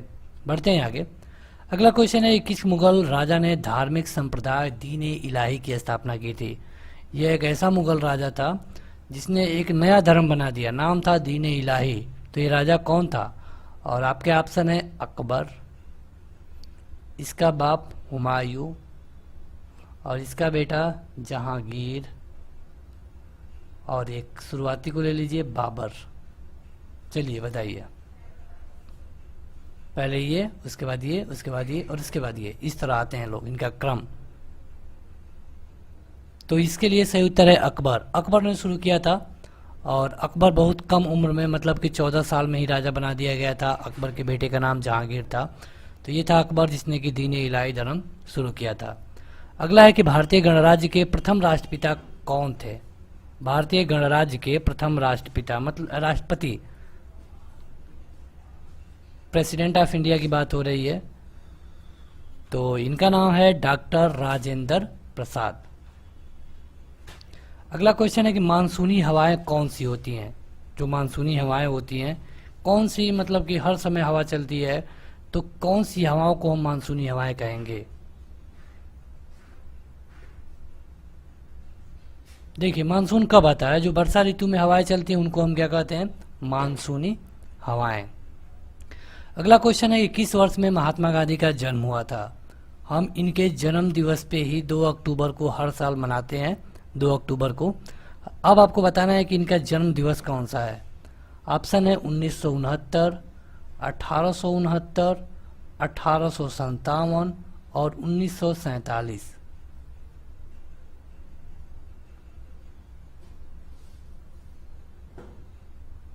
तो इसके लिए सही उत्तर है 1869। अगला क्वेश्चन है कि कौन सा शहर अफगानिस्तान की राजधानी है? मतलब कि अफगानिस्तान की कैपिटल कौन सा है? बेहद आसान क्वेश्चन। तो ये है काबुल। पाकिस्तान की कैपिटल कौन सी है? इस्लामाबाद, इस्लामाबाद। अगला है और आज की इस वीडियो का अंतिम क्वेश्चन होगा कि चंडीगढ़ का रॉक गार्डन मतलब कि सैल उद्यान किसके द्वारा बनाया गया था? ये किसके द्वारा बनवाया गया है ये आपको बताना है। तो देखिए, इसके लिए सही उत्तर क्या है कि ये बनवाया गया था नेक चंद के द्वारा। जो जल में अस्थायी कठोरता होती है इसका कारण क्या है? देखिए, यहाँ पे 2 ऑप्शन आपको बन सकता है, बाइकार्बोनेट और हेक्साकार्बोनेट। इस तरह 2 ऑप्शन आपको बन जाएगा। तो देखिए, जल में होती है 2 तरह की कठोरता, एक होती है अस्थायी और एक होती है अस्थायी। अस्थायी कहने का ये मतलब है कि ऐसी कठोरता होती है जिसको गर्म करने पर, मतलब कि अगर हम जल को गर्म कर दें तो उसकी कठोरता दूर हो जाती है। पहले तो जान लीजिए कि कठोरता होती क्या है। तो कठोरता का मतलब ये कि किसी भी जल को हम कठोर जल तब कहेंगे जिसमें कोई भी साबुन झाग नहीं देता है और जिसको हम अपने दैनिक जीवन के लिए अच्छे तरह से यूज नहीं कर सकते। तो ये होती है कठोरता। लेकिन इसमें एक होती है अस्थायी, जिसको हम केवल अगर गर्म कर दें तो ये जो अस्थायी कठोरता होती है ये दूर हो जाती है। और ये जो अस्थायी कठोरता होती है ये होती है कैल्शियम बाइकार्बोनेट के कारण। और यहाँ पे जो अस्थायी कठोरता होती है इसको हम केवल गर्म करने से कोई फर्क नहीं पड़ता, इसके लिए हमें कई चीज़ मिलाना होता है, तभी जाकर के इस अस्थायी कठोरता को दूर कर सकते हैं। अगला है कि न्यूक्लियस के अलावा कोशिका के किस अंग में डीएनए रहता है?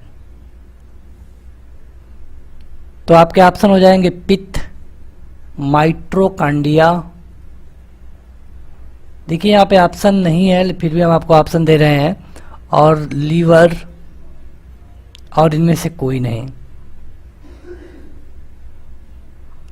तो देखिए, सबसे पहले आपको ये जानना चाहिए कि कोशिका होता क्या है। तो कोशिका शरीर की सबसे छोटी इकाई होती है जिसे हम सेल कहते हैं। सेल मिलके क्या बनाते हैं? तो ऊतक मतलब कि टिश्यू, ये बनाते हैं ऊतक। और यहाँ पे पूछा जा रहा है कि न्यूक्लियस के अलावा कोशिका के किस अंग में, मतलब कि जो कोशिका होता है उसका जो न्यूक्लियस होता है उसमें डीएनए रहता है, लेकिन ये किस अंग में होता है? तो ये होता है माइट्रोकांडिया में। अगला क्वेश्चन है कि बादलों की दिशा एवं गति को नापने वाले यंत्र को क्या कहेंगे? मतलब कि अगर आपको बादलों की दिशा नापनी है, किस दिशा में जा रहे हैं, किस गति से जा रहे हैं, तो इसके लिए आपको कौन सा यूज करना होगा यंत्र? तो ये डायरेक्ट क्वेश्चन है और इसके लिए आपको ऑप्शन की जरूरत नहीं पड़नी चाहिए। तो इसके लिए सही उत्तर है नेफोस्कोप।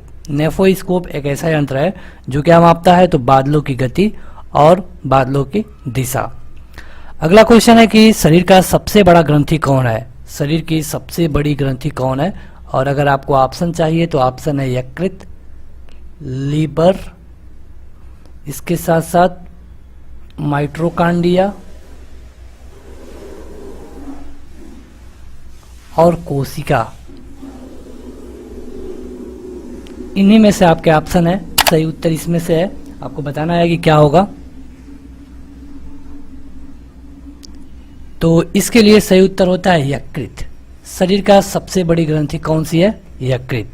अगला है कि बेसेमर प्रक्रिया का उपयोग किसमें होता है? यह एक प्रक्रिया है, तो आपको बताना है कि बेसेमर प्रक्रिया का उपयोग किसमें होता है। ऑप्शन है हीरा, ग्रेफाइट, इस्पात, या फिर इनमें से कोई नहीं।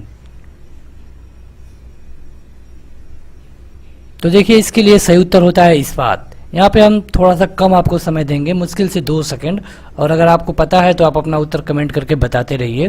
देखिए यहाँ पे होता क्या है कि बेसेमर प्रक्रिया के द्वारा जो इस्पात होता है उसे शुद्ध किया जाता है, यानी कि इसके लिए सही उत्तर है इस्पात। इस्पात से एक क्वेश्चन और बनता है कि मतलब कि विद्युत चुंबक बनाने के लिए किस चीज़ का यूज किया जाता है, तो इसके लिए भी सही उत्तर इस्पात ही होगा। अगला है कि प्रकाश विद्युत प्रभाव को किसने खोजा था?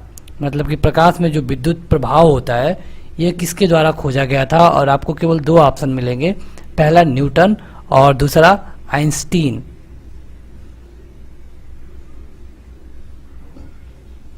तो कमेंट करके बताइए कि आपके हिसाब से इसमें से कौन सा उत्तर सही है।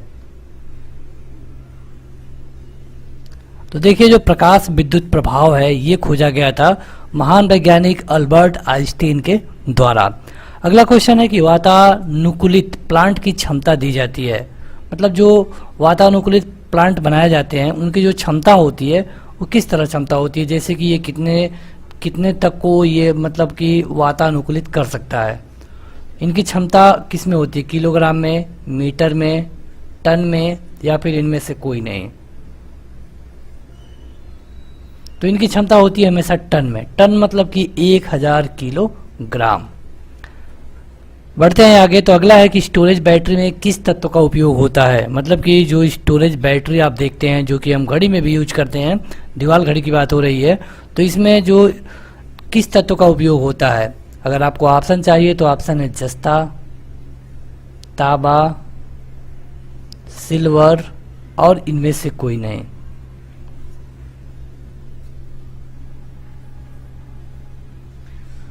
तो अगर इसमें से एग्जैक्ट उत्तर की बात करें तो सबसे पहले हो जाएगा जस्ता।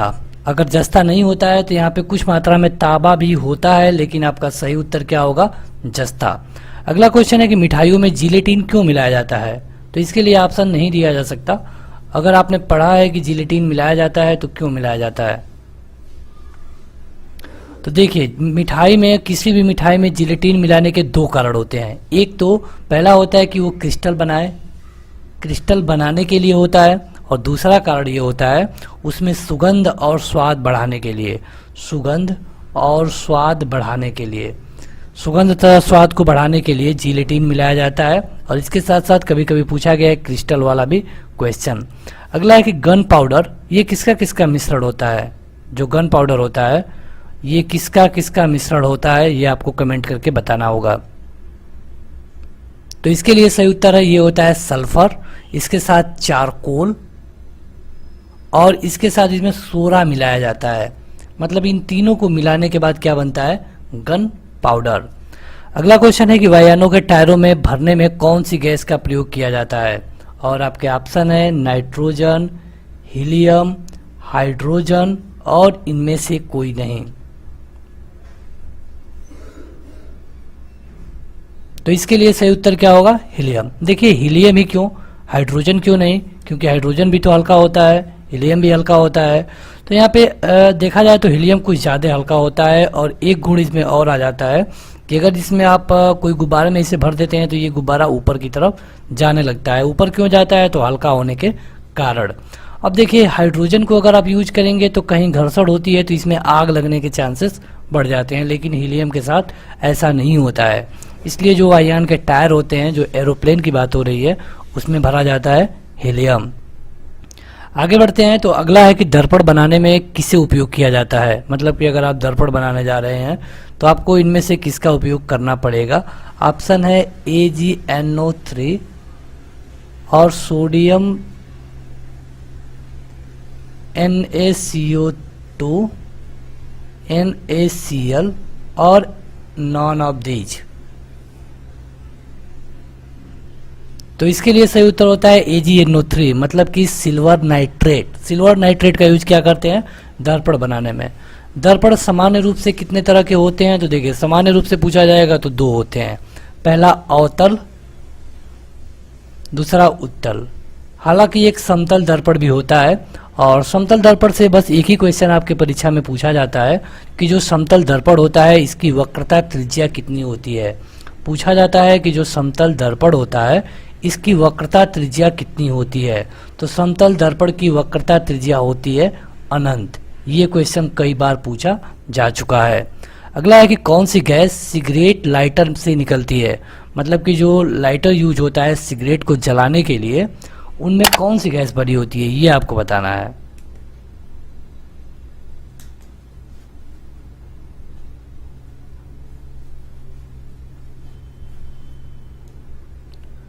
तो इसके लिए सही उत्तर क्या होगा? तो ब्यूटेन, इसमें भरी होती है ब्यूटेन।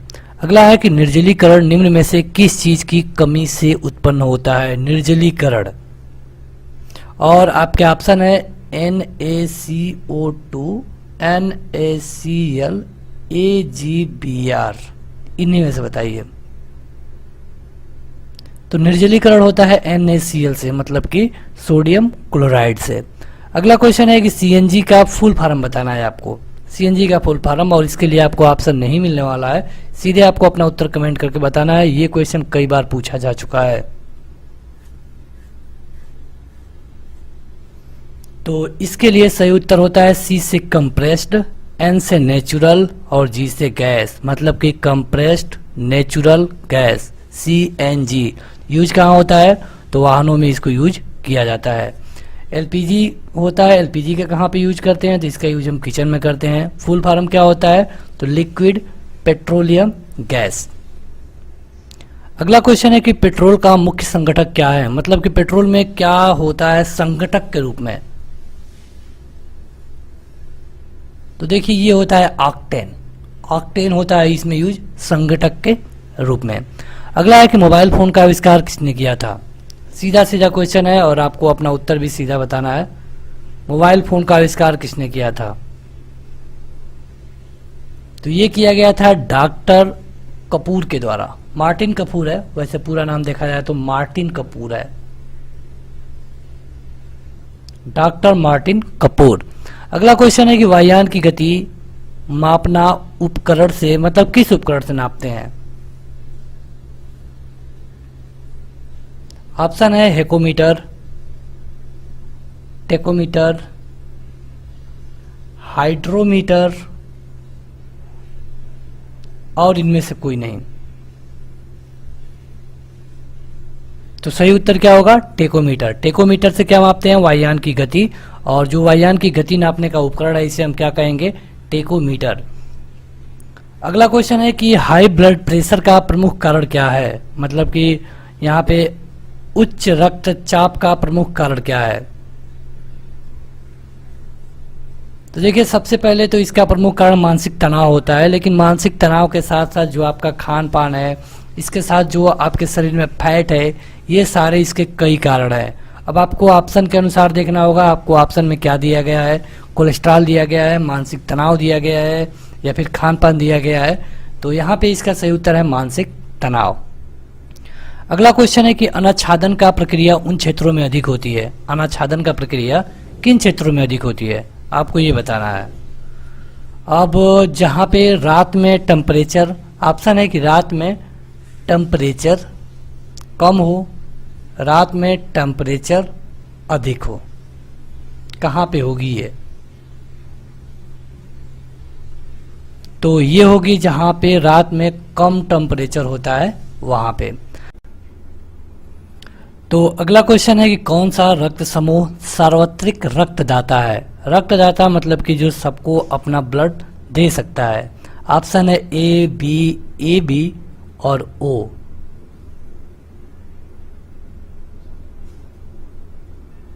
तो इसके लिए सही उत्तर है ओ। देखिए, ओ होता है ये ऐसा ब्लड ग्रुप है जो किसी भी ब्लड ग्रुप को अपना ब्लड दे सकता है। लेकिन अगर यहीं पे आपसे ये पूछ लिया जाए कि मतलब कि कौन सा ऐसा ब्लड ग्रुप है जो कि सबसे ब्लड ले सकता है, तो इसके लिए सही उत्तर हो जाएगा ए बी। अगला क्वेश्चन है कि आर्द्रता, आर्द्रता से आप क्या समझते हैं? तो देखिए आर्द्रता का मतलब ये होता है कि जो हवा होता है, हवा में जो भी नमी होती है, इसे हम क्या कहते हैं? आर्द्रता। अगला क्वेश्चन है कि कंप्यूटर में डिस्क ऑपरेटिंग सिस्टम मतलब कि DOS क्या है?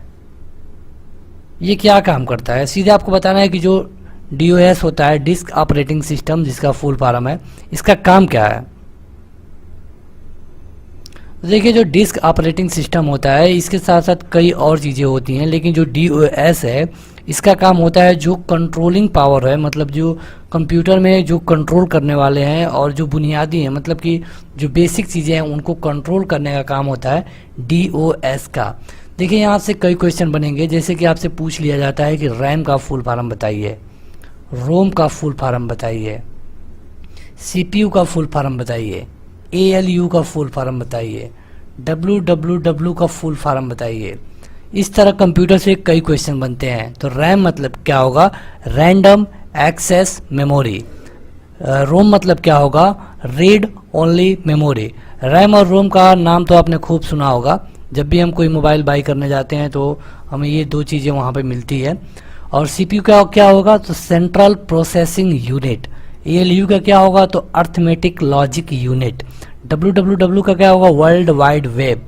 और ATM का क्या होगा फुल फॉर्म? तो ये आपके लिए क्वेश्चन होगा और इसका उत्तर आप हमें कमेंट करके बताएंगे। अगला क्वेश्चन है कि मृग तीसरा मतलब कि जिसको हम हिंदी में मृग मरीचिका भी कहते हैं, इसके बनने का कारण क्या होता है? और आपके ऑप्शन है परावर्तन, अपवर्तन और पूर्ण आंतरिक परावर्तन।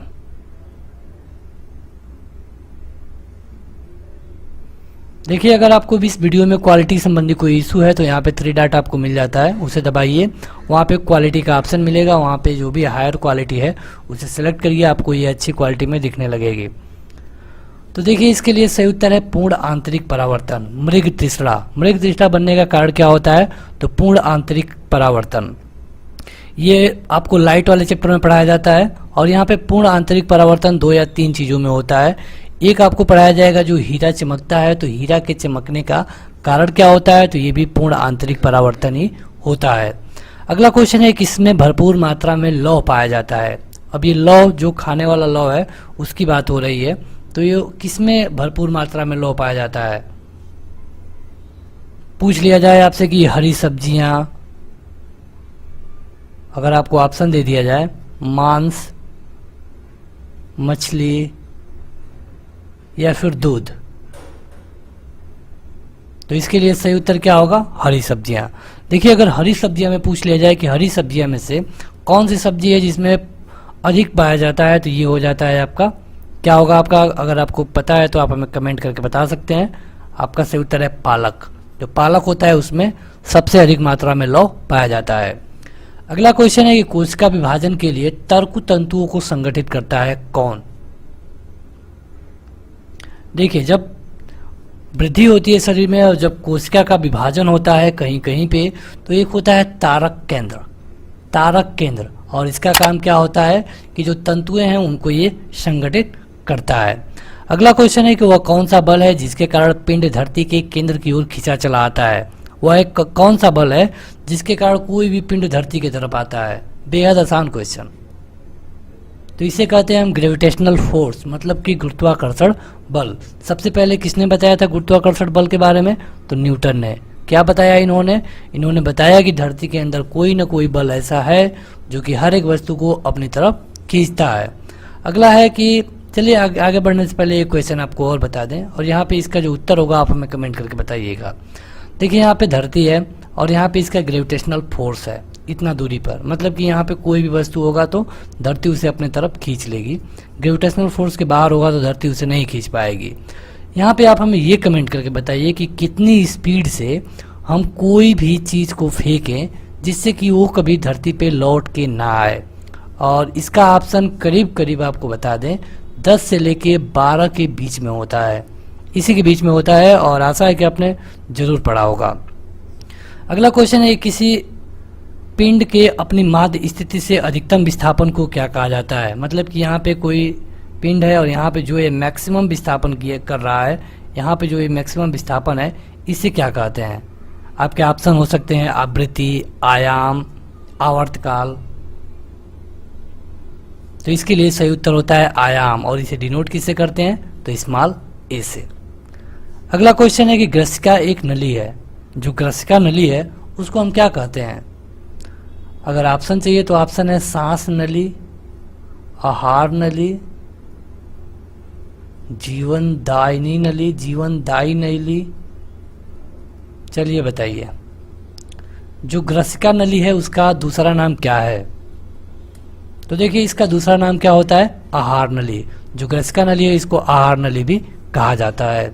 आहार नली मतलब कि मुंह के बाद जब आपका भोजन जाता है उसे हम आहार नली कहते हैं। अगला है कि वह भूकंप जिसमें सुनामी उत्पन्न हुआ हो रिएक्टर स्केल पे कितना आएगा? और आपके ऑप्शन है 4 से 5, 7 से 8, 9 से 10 और 2 से 3। ऐसा भूकंप का बताइए जो कि रिएक्टर पैमाने पे कितना होगा तो यहाँ पे सुनामी आ सकती है। देखिए इसके लिए सही उत्तर होगा 9 से 10, यानी कि अगर 9 से 10 के बीच में है तो यहाँ पे ये अगर इस स्पीड से भूकंप आता है तो समझिए कि वहाँ पे सुनामी आ सकती है। नॉर्मली धरती में हमेशा भूकंप आते रहते हैं, लेकिन वो 2, 3 या फिर 4 के तहत होते हैं, लेकिन हमें वो पता नहीं चलते हैं। लेकिन अगर यही भूकंप 5 से ऊपर होने लगता है तो थोड़ा खतरनाक होने लगता है, लेकिन अगर ये 9 के ऊपर जाता है तो यहाँ पे सुनामी आने के चांसेस हो जाते हैं। अगला क्वेश्चन है कि अरंडी के बीज, यहाँ पे बीज होना चाहिए, बीज का कौन सा भाग तेल देता है? जो अरंडी होता है इसके बीज का कौन सा भाग है जो कि तेल देता है, उसे क्या कहते हैं? देखिए इसे हम कहते हैं एंडोस्पर्म, एंडोस्पर्म कहते हैं। और जो अरंडी होता है इसका जो एंडोस्पर्म होता है इसी से तेल निकलता है। अगला क्वेश्चन है कि वर्णांध रोग की खोज किसने की थी? वर्णांध रोग की खोज मतलब कि किसने बताया था कि कुछ लोगों में ऐसे रोग होते हैं जो कि कलर को नहीं पहचान सकते, उनको रेड और ग्रीन में फर्क ही नहीं दिखता है। तो ये खोजा गया था जॉन डाल्टन के द्वारा। सबसे पहले जॉन डाल्टन ने बताया कि कुछ लोगों में ऐसे रोग होते हैं जो कि वर्णों के बीच का अंतर नहीं देख सकते। अगला है कि किस गुणधर्म के कारण पानी से भरे बर्तन में डुबोई गई छड़ मुड़ी हुई प्रतीत होती है? मतलब कि कोई भी अगर पानी में रखा गया है, कोई छड़ डालते हैं तो ये थोड़ी सी ऊपर महसूस होती है, ये कौन सा गुण है? ऑप्शन चाहिए तो ऑप्शन हो सकता है परावर्तन, अपवर्तन और पूर्ण आंतरिक परावर्तन।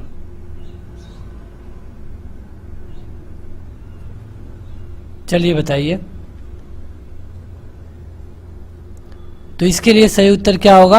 अपवर्तन। देखिए यहाँ पे अपवर्तन से कई क्वेश्चन आपके परीक्षा में बनते हैं, जैसे कि पूछ लिया जाएगा कि मतलब कि कोई भी तालाब है उसकी पेंदी थोड़ी सी ऊपर महसूस होती है, क्यों? तो इसका भी कारण है प्रकाश का अपवर्तन। अपवर्तन से 2 या 3 जो उदाहरण है आपके परीक्षा में पूछे जाते हैं। अगला है कि सौर पृष्ठ पर लगभग कितना तापमान होता है? जो सूर्य की बात हो रही है, सूर्य जो कि यहाँ पे नाभिकीय संलयन होता है, इसका तापमान कितना होता है? और यहाँ पे पृष्ठ की बात की गई है, मतलब कि जो सूर्य है उसके ऊपर के भाग की बात की गई है। ऑप्शन दे दें तो 6000 degree centigrade, 7000 degree centigrade, 10,000 degree centigrade और 1000 डिग्री सेंटीग्रेड।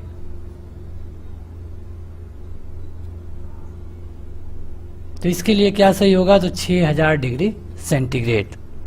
अगला क्वेश्चन है कि गैल्वेनाइजेशन में क्या होता है? गैल्वेनाइजेशन में क्या होता है?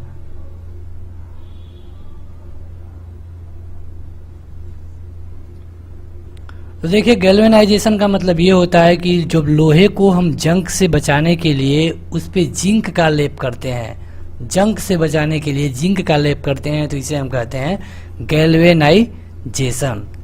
अगला क्वेश्चन है कि कौन सी मिट्टी ज़्यादा जल नहीं सोखती है? दोमट मिट्टी, क्लेई मिट्टी, कौन सी मिट्टी है जो कि ज़्यादा जल नहीं सोखती है?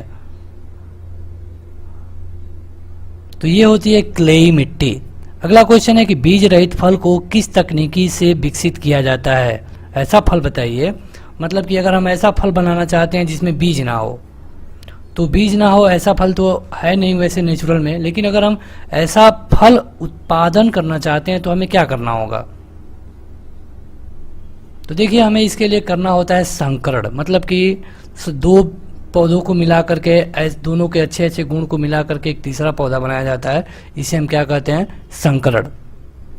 अगला क्वेश्चन है कि श्रव्य परिसर में ध्वनि तरंग की आवृत्ति कितनी होती है, मतलब कि ऐसी ध्वनि की आवृत्ति कितनी होती है जिन्हें हम सुन सकते हैं। ऑप्शन है 0 से 20 हर्ट्ज, 20 से 20,000 हर्ट्ज, 20,000 हर्ट्ज से 22,000 हर्ट्ज और 22,000 हर्ट्ज से 50,000 हर्ट्ज। कौन है जिसको हम सुन सकते हैं? तो इसके लिए सही होता है 20 से 20,000 हर्ट्ज।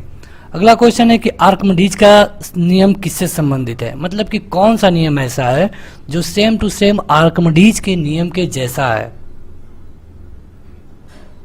तो आपने नाम सुना होगा प्लवन का नियम। प्लवन का नियम ऐसा है जो कि सेम टू सेम आर्किमिडीज के सिद्धांत के जैसा होता है।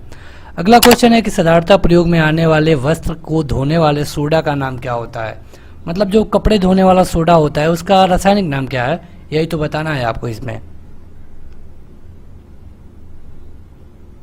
तो ये होता है सोडियम कार्बोनेट, सोडियम कार्बोनेट कहते हैं, और ये होता है कपड़े धोने वाला सोडा। तो आज का अंतिम क्वेश्चन कि तैराक को नदी के मुकाबले समुद्र के पानी में तैरना आसान क्यों लगता है, मतलब कोई भी तैराक है तो ये समुद्र में तैरेगा तो उसको ज़्यादा आसानी होगी नदी की अपेक्षा। और यहाँ पे कारण ये है घनत्व का, क्योंकि जो समुद्र पानी है इसका घनत्व तो साधारण पानी से ज़्यादा होता है और इसीलिए वहाँ पे उसको तैरने में आसानी होती है। कि कौन सा एसिड का प्रयोग सामान्य रूप से बैटरियों में किया जाता है, और अगर आपको ऑप्शन चाहिए तो ऑप्शन है हाइड्रोक्लोरिक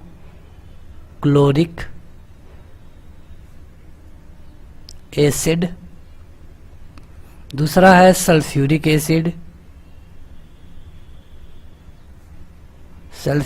एसिड, तीसरा है HCl और चौथा है इनमें से कोई नहीं।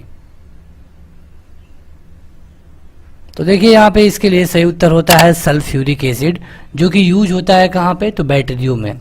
अगला क्वेश्चन है कि अगर 2000 dB की ध्वनि से अधिक ध्वनि की तरंग होगी तो इसे क्या कहेंगे। अगर 2000 dB से अधिक ध्वनि की तरंग होगी तो इसे क्या कहेंगे। देखिए इसके लिए ऑप्शन की ज़रूरत नहीं है। देखिए अगर 2000 से अधिक होती है तो इसे कहते हैं अल्ट्रासोनिक वेव। अल्ट्रासोनिक वेव मतलब कि जो ध्वनि की तीव्रता है इसे हम किस में मापते हैं, डीबी में। ध्वनि की तीव्रता मापते हैं डीबी में। अगर देखिए ये 40 से 50 होता है तो ये नॉर्मल कानों के लिए ठीक है, कोई दिक्कत नहीं है, लेकिन अगर ये 160 प्लस होने लगता है तो ये आपके कानों को नुकसान पहुंचाने लगता है। और अगर यही ध्वनि की तीव्रता 2000 प्लस हो जाए तो ये अल्ट्रासोनिक वेव मतलब ध्वनि तरंगे कहलाती हैं। अगला क्वेश्चन है कि कैलोरी माप है, मतलब कि कैलोरी में हम किसको मापते हैं, और आपके ऑप्शन है ऊष्मा, ताप, कार्य या फिर इनमें से कोई नहीं। कैलोरी में इनमें से किसको मापा जाता है, तो इसके लिए सही उत्तर क्या होगा, ऊष्मा। जो ऊष्मा होती है उसको हम किस में मापते हैं, तो ये होता है कैलोरी में। अगला क्वेश्चन है कि ट्रांसफार्मर की क्षमता व्यक्त की जाती है किसमें। ऑप्शन है वोल्ट में, किलोवाट में या फिर केल्विन में। इनमें से कोई नहीं। ये 4 ऑप्शन आपके स्क्रीन पर है। देखिए जिनको वीडियो में क्वालिटी संबंधी कोई इशू है, यहाँ पे 3 डॉट का बटन है, आप उसे दबा करके इसकी क्वालिटी सही कर सकते हैं। वहाँ पे आपको क्वालिटी का ऑप्शन मिलता है जिसमें से आपको हायर क्वालिटी को सिलेक्ट करना होता है। तो यहाँ पे उसी ट्रांसफार्मर की बात होती है जो आपके घर के बाहर लगा हुआ होता है। तो जो इसकी क्षमता होती है ये मापी जाती है किलोवाट में। किलोवाट में हम मापते हैं। नॉर्मली आप देखेंगे कि जो बड़ा ट्रांसफार्मर होता है ये 25 किलोवाट के होते हैं। तो इसमें क्या होता है कि हम 25 किलोवाट तक के जो भी सामान है यूज कर सकते हैं। अगला है कि ध्वनि तीव्रता की डेसिबल में वह अधिकतम सीमा जिसके ऊपर व्यक्ति नहीं सुन सकता, मतलब कि ऐसी सीमा कितनी है जब जो अभी हम डीबी की बात कर रहे थे, जिसकी ध्वनि को व्यक्ति नहीं सुन सकता है। और अगर आपको ऑप्शन चाहिए तो 45, 85, 105 और 160। तो देखिए इसके लिए सही उत्तर है 85। अभी हमने आपको बताया कि अगर 40 से 50 तक की डीबी की ध्वनि है तो ये आपके कानों के लिए तो कोई दिक्कत नहीं करेगी, नॉर्मली आप इसे सुन सकते हैं। लेकिन अगर 60 डीबी की ध्वनि होती है तो यहाँ पे अगर कोई व्यक्ति सोया हुआ है और वहाँ पे 60 डीबी की ध्वनि होती है तो उसकी नींद खुल जाएगी, मतलब कि तीव्र ध्वनि होती है। और अगर ये 85 डीबी से अधिक हो तो इसी व्यक्ति की सुनने की सीमा से अधिक हो जाती है। अगर 160 हो तो यहाँ पे व्यक्ति के जो कान के पर्दे हैं वो भी फट सकते हैं। यहाँ पे जो 2000 डीबी की बात की गई थी पिछले क्वेश्चन में, इसे व्यक्ति नहीं सुन सकता है, ये अल्ट्रासोनिक वेव होते हैं। अगला है कि मानव के आराम के लिए सर्वाधिक उपयुक्त ताप परास कितना है, मतलब कि कितना डिग्री सेंटीग्रेड अगर तापमान रहेगा तो ये मनुष्य के आराम के लिए अच्छा होगा। ऑप्शन आपको दे दें तो 18 से 22, 27 से 35, 37 से 45 और 50 से 60, ये सारे डिग्री सेंटीग्रेड में है। तो देखिए इसके लिए सही उत्तर है 18 से 22, 23, जो भी ऑप्शन रहेगा वही सही उत्तर होगा। यहाँ पे अगर रूम टेम्परेचर की बात की जाए तो रूम टेम्परेचर भी आपका करीब 20 से लेकर के 27 तक काउंट होता है, लेकिन यहाँ पे रूम टेम्परेचर की बात नहीं की गई है, यह है व्यक्ति के आराम के लिए। तो बढ़ते हैं आगे। अगला क्वेश्चन है कि हमारे रक्त में हीमोग्लोबिन जो होता है उसका काम क्या होता है। ये डायरेक्ट क्वेश्चन है और इसके लिए ऑप्शन की जरूरत ही नहीं है। हमारे रक्त में हीमोग्लोबिन का कार्य क्या होता है। देखिए इस तरह की 2 वीडियो आपको पर डे मिलती हैं। पहली वीडियो आपको शाम को 3:30 पे मिल जाती है, दूसरी वीडियो आपको लगभग शाम को 8 बजे मिलती हैं। तो इस टाइम आप आके टेस्ट दे पाएंगे। हालांकि अगर आप चाहें तो बाद में भी इन वीडियो को देख सकते हैं, अपना उत्तर कमेंट करके बता सकते हैं, उससे कोई दिक्कत नहीं है। तो ये देखिए इसके लिए सही उत्तर है कि जो ऑक्सीजन होता है, जो हमारे शरीर में ऑक्सीजन होता है, इसका संवहन मतलब कि इसको ले जाना ले आना, ये काम होता है हीमोग्लोबिन का। और जो हीमोग्लोबिन है ये ब्लड रिलेटेड होता है। तो बढ़ते हैं आगे। अगला क्वेश्चन है कि मोटर के स्टार्टर का मुख्य कार्य क्या होता है। जो मोटर होता है उसमें हम स्टार्टर लगाते हैं, स्टार्टर का क्या काम होता है। देखिए स्टार्टर का काम ये होता है कि मोटर तो रुका हुआ है लेकिन इसे इसकी जो रेटेड गति है, मतलब कि इसकी जो फिक्स गति है 1440 आरपीएम या फिर 960 आरपीएम, जो भी इसका आरपीएम है राउंड पर मिनट, ये इतनी स्पीड तक लाना, इसको जो मोटर रुका हुआ है ये इसको इतनी स्पीड तक लाने का जो काम होता है ये होता है मोटर के स्टार्टर का। नाम से ही पता चल जा रहा है कि इसका नाम है स्टार्टर। अगला क्वेश्चन है कि संपूर्ण शरीर के लिए रक्त पंप करता है कौन। ऑप्शन है बायां निलय, दायां निलय,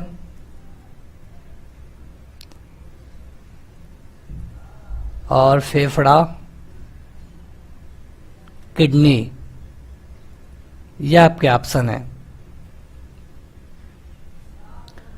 तो देखिए ये इसमें अगर आपको हृदय ऑप्शन दिया गया होता तो मतलब कि डायरेक्ट उत्तर हृदय ही होता, लेकिन यहाँ पे जब हृदय में आपको 2 सेक्शन दे दिए गए हैं, बायां और दायां निलय, यानी कि इसमें से सही उत्तर है बायां निलय। अगला क्वेश्चन है कि हाइड्रोजन का आणविक द्रव्यमान कितना होता है, मतलब कि हाइड्रोजन का जो AMU में वैल्यू होती है वो कितना होता है।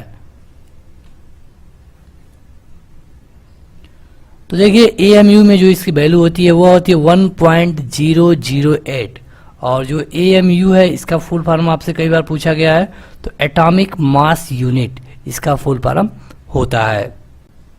अगला क्वेश्चन है कि बाल बेयरिंग का बाल बना होता है। जो बाल बेयरिंग में हम बाल यूज करते हैं, मतलब कि जो हम गेंद यूज करते हैं, वो बना होता है किसका। आपके सामने ऑप्शन हो सकते हैं स्टील का, इस्पात का या फिर एल्युमिनियम का, ये 3 ऑप्शन आपको मिल सकते हैं। तो देखिए जो बाल बेयरिंग में बाल होता है ये बना होता है स्टील का। अब इस स्टील में भी कई क्वालिटी होती हैं, तो ये जो होता है कार्बन क्रोम स्टील का होता है। इस्पात का कठोरता मुख्यतः किस पर निर्भर करती है। जो इस्पात की कठोरता होती है, मतलब कि कोई भी लोहा कितना कठोर है, ये किस पर निर्भर करेगा, ताप पे, कार्बन पर या फिर बनावट पे। तो इसके लिए सही उत्तर है कार्बन पे। देखिए जितना कार्बन की मात्रा होगी उसी पे उसकी कठोरता डिपेंड करती है। अगला होता है कि लोहे का गलनांक कितना होता है, मतलब कि इनमें से कौन सा टेम्परेचर ऐसा है जिसमें कि लोहा गल जाए। ऑप्शन है 1000 degree centigrade, 1500 degree centigrade, 2500 degree centigrade और 5000 डिग्री सेंटीग्रेड। तो इसके लिए सही उत्तर है 1500 डिग्री सेंटीग्रेड। मतलब कि अगर आप 13 या 1400 के करीब करीब जाते हैं तो जो भी लोहा होता है ये गलना स्टार्ट हो जाता है। यानी कि आपको देखना होगा कि ऑप्शन में जो भी 1500 के आसपास ऑप्शन है आपको वही सही मीट्रिक करना होगा। अगला है कि पॉलिस्टर तंतु निर्मित होता है। जो पॉलिस्टर तंतु निर्मित होता है किससे, और आपके ऑप्शन हो सकते हैं डीजल से, पेट्रोलियम से या फिर केमिकल से। किससे निर्मित होते हैं,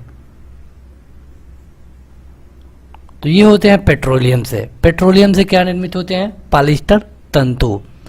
अगला क्वेश्चन है कि इंसुलिन निस्सारण के लिए उत्तरदायी ग्रंथि कौन सी है, मतलब कि इंसुलिन कहाँ से स्रावित होता है ये आपको बताना है। इंसुलिन का स्रावण कहाँ से, किस ग्रंथि से होता है, और आपके ऑप्शन है पित्त, लीवर, अग्नाशय या फिर आंत। तो इसके लिए सही उत्तर होता है अग्नाशय। जो इंसुलिन होता है ये अग्नाशय से स्रावित होता है और यह एक ग्रंथि है। अगला क्वेश्चन है कि शरीर नियंत्रण में सहायक है। जो शरीर के नियंत्रण में क्या सहायक है, आपके हाथ, पांव, मस्तिष्क या फिर क्या होगा। तो बेहद आसान क्वेश्चन है। देखिए शरीर के नियंत्रण में क्या सहायक है, आपका मस्तिष्क, मतलब कि आपका दिमाग। अगला क्वेश्चन है और बेहद आसान और कई बार पूछे जाने वाला क्वेश्चन कि पोलियो टीका की खोज किसने की थी। डायरेक्ट क्वेश्चन है और इसके लिए ऑप्शन की जरूरत ही नहीं है। पोलियो टीका,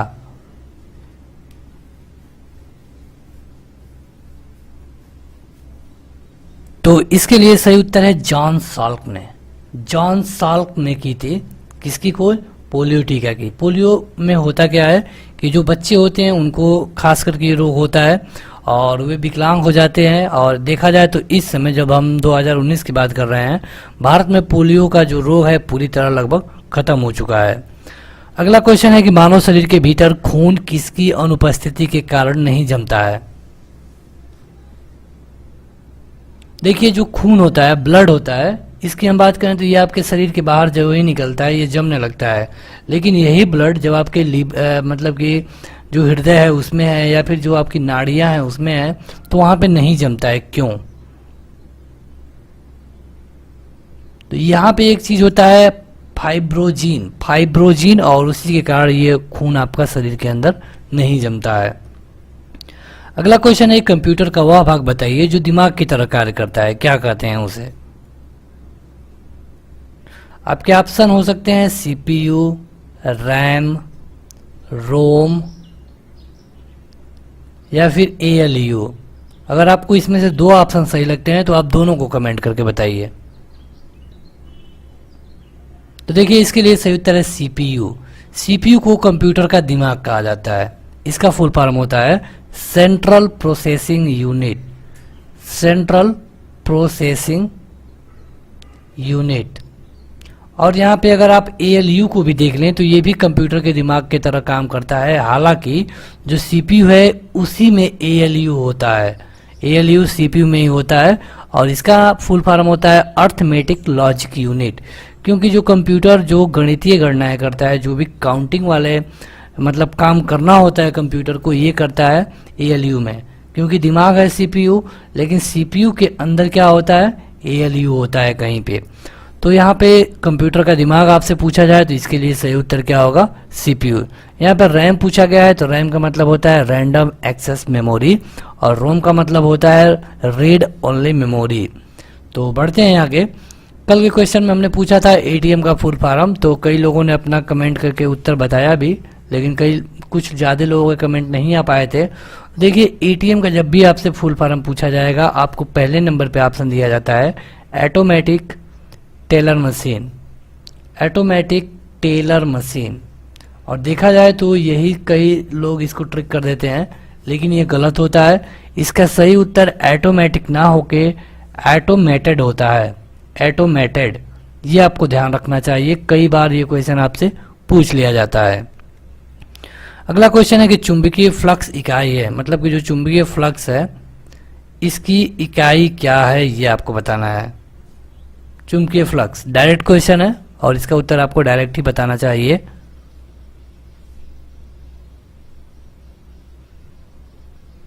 तो देखिए चुंबकीय फ्लक्स की इकाई क्या होती है, तो ये होती है वेबर। आपको जो भी इकाई वाले क्वेश्चन है उन्हें जानना चाहिए, क्योंकि कई बार पूछे जाते हैं। जैसे पूछ लिया जाएगा कि जो भी हम लंबाई मापते हैं इसकी इकाई क्या होती है, तो लंबाई की इकाई तो हो जाती है मीटर।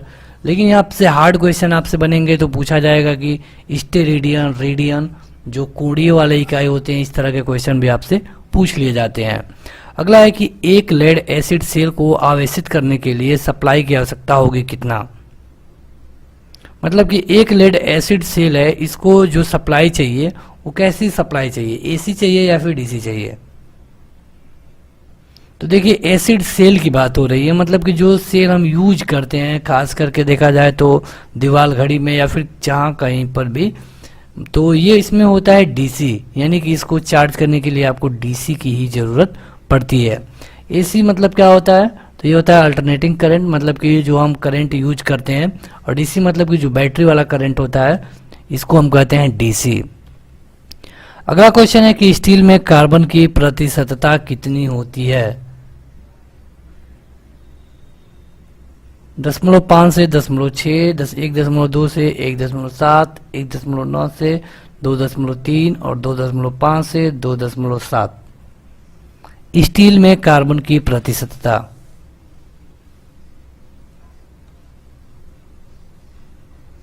देखिए इसके लिए सही उत्तर होता है 1.2 से लेकर 1.7। अगला क्वेश्चन है कि जो एक्स किरणें होती हैं उनका तरंग दैर्ध्य कितना तक होता है। उनका तरंग दैर्ध्य कितना होता है एक्स किरणों का। तो देखिए इनका तरंग दैर्ध्य होता है 10⁻⁻10 मीटर से लेकर के 10⁻⁸ मीटर तक। देखिए जब भी ये घातांक मतलब पावर माइनस में हो जाते हैं तब हम इनको उल्टा काउंट करते हैं। जैसे कि अगर हम पहले बिना माइनस वाले को काउंट करेंगे तो कहेंगे 10⁻² टू 10⁻3, इस तरह इनके बीच में होता है। लेकिन अगर यहाँ पे माइनस हो जाए तो इसको हम उल्टा लिखते हैं, जैसे कि आप ऊपर वाले में देख सकते हैं। इसका जो परास होता है मतलब कि तरंग दैर्ध्य होता है, ये होता है 10⁻10 से 10⁻8 मीटर तक। तो बढ़ते हैं आगे। अगला है कि डाटाबेस क्या है। डाटाबेस मतलब डाटाबेस, नाम से ही पता चल जा रहा है कि डाटाबेस क्या है। तो इसके लिए सही उत्तर है रिकॉर्डों का संकलन। डाटा मतलब क्या होता है, रिकॉर्ड। तो रिकॉर्ड का जहां पर हम बेस बनाते हैं उसे कहते हैं डाटा बेस। अगला है कि फलों के रस के परिरक्षण के लिए किस रसायन का उपयोग किया जाता है।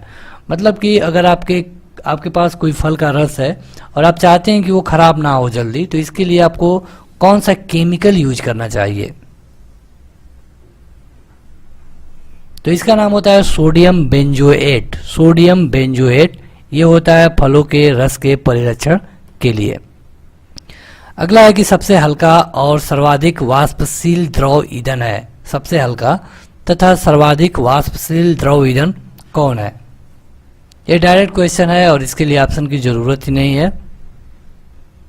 तो इसे हम कहते हैं गैसोलीन। गैसोलीन होता है जो कि सर्वाधिक हल्का होता है और ये वाष्पशील द्रव ईंधन है। तो चलिए अगला क्वेश्चन है गन मेटल। जो गन मेटल की बात होती है इसमें क्या क्या मिला होता है। गन मेटल किस चीज को मिलाने पर गन मेटल बनेगा, ये आपको बताना है। तो देखिए तांबा, टीन और जिंक, मतलब कि जिंक के साथ अगर आप तांबा और टीन अगर इनको मिला देते हैं तो क्या बनेगा, गन मेटल। अगला क्वेश्चन है कि रैम का फुल फॉर्म आपको बताना है। अभी हमने आपको बताया था। तो ये होता है रैंडम एक्सेस मेमोरी।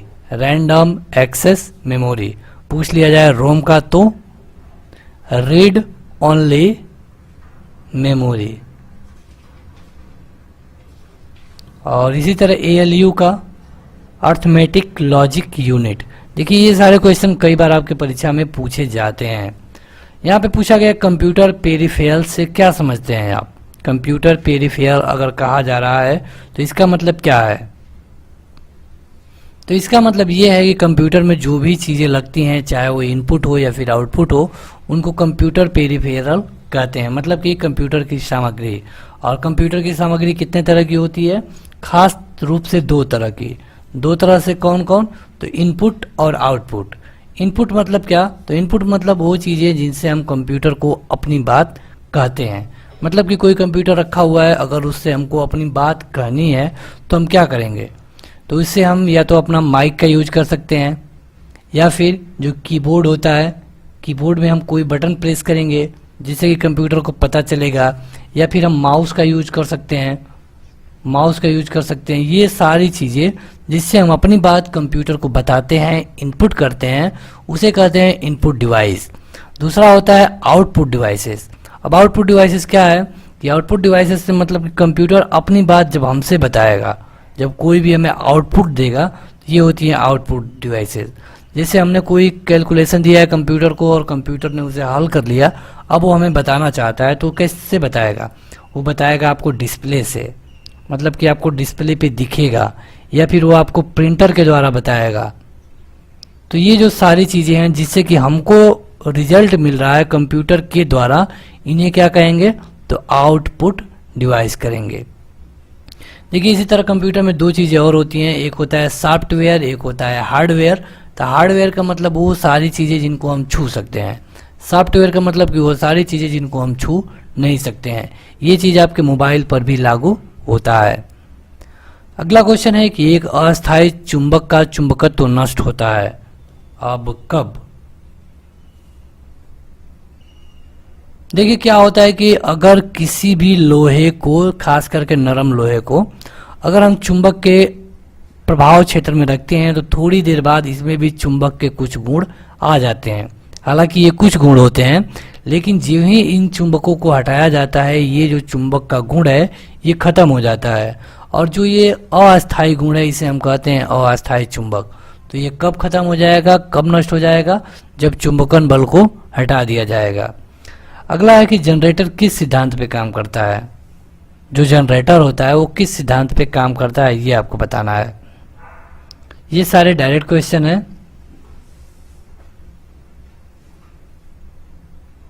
तो ये काम करता है आपके विद्युत चुंबकीय प्रेरण पे। अब देखिए इसमें होता क्या है कि यहाँ पे एक होता है डायनोमो, और डायनोमो से ही यहाँ पे इलेक्ट्रिसिटी निकलती है। तो बढ़ते हैं आगे। अगला क्वेश्चन है कि शीतलक क्यों प्रयोग किया जाता है। शीतलक क्यों प्रयोग किया जाता है ये आपको बताना है। देखिए शीतलक मतलब कि कूलर मतलब कि कूलर क्यों प्रयोग किया जाता है, ये तो बेहद आसान क्वेश्चन है। तो कूलर हम इसलिए यूज करते हैं ताकि किसी भी चीज़ को हम ठंडा रख सकें। अगर ये मतलब कि अगर किसी मशीन के लिए यूज होता है तो मशीन के पार्ट को ठंडा रखने के लिए होगा, या फिर अगर रूम में यूज करते हैं तो रूम के टेम्परेचर को ठंडा रखने के लिए होता है। तो अगला क्वेश्चन है कि रेटिना पर बना प्रतिबिंब कैसा होता है। जो हमारे रेटिना पर, मतलब कि रेटिना हमारे आँख के अंदर होती है, उस पे जो प्रतिबिंब बनता है किसी भी वस्तु का, वो कैसा होता है। अगर आपको ऑप्शन चाहिए तो ऑप्शन है वास्तविक, सीधा, वास्तविक, उल्टा, काल्पनिक, और काल्पनिक सीधा। ये चार ऑप्शन आपको दिए जा सकते हैं। तो देखिए इसके लिए सही उत्तर होगा वास्तविक और उल्टा। जो हमारी आंख है उसमें जो रेटिना होता है उस पे बनता है प्रतिबिंब। जो भी चीज़ हम देख रहे हैं उसका प्रतिबिंब हमारे बन रहा है रेटिना पे, लेकिन ये बन रहा है वास्तविक तथा उल्टा। लेकिन ये उल्टा जब बन रहा है तो हमें सीधा महसूस कैसे होता है, तो ये होता है जब रेटिना यहाँ से फिगर को हमारे मस्तिष्क को ट्रांसफर करता है, तो मस्तिष्क के ट्रांसफर होने पर ये हमें सीधा महसूस होता है। अगला क्वेश्चन है कि 1 मेगावाट कितने वाट के बराबर होता है। 1 मेगावाट में कितना वाट, ये आपको बताना है। सीधा क्वेश्चन है। तो 1 मेगावाट में होता है 10 लाख वाट, 10 लाख वाट। अगला क्वेश्चन है कि प्रेशर कुकर में खाना जल्दी क्यों बन जाता है। ये क्वेश्चन तो कई बार पूछा जा चुका है और कई वीडियो में हम इसके बारे में आपको डिटेल में बता चुके हैं। तो देखिए यहाँ पे ये है कि यहाँ पे जिसका नाम ही है प्रेशर कुकर और यहाँ पे बनता है प्रेशर, और जब प्रेशर बनता है तो जो भी इसमें हम पका रहे हैं उसका जो क्वथनांक है, बॉइलिंग पॉइंट, वो बढ़ जाता है, और जब बढ़ जाता है तो वहाँ पे वो जल्दी पक जाता है और यही कारण है कि इसका खाना जल्दी बन जाता है। अगला है कि अल्टीमीटर से हम क्या मापते हैं। अल्टीमीटर से हम क्या मापते हैं, अगर आपको ऑप्शन दे दें तो ये है लंबाई, ऊंचाई या फिर तापमान।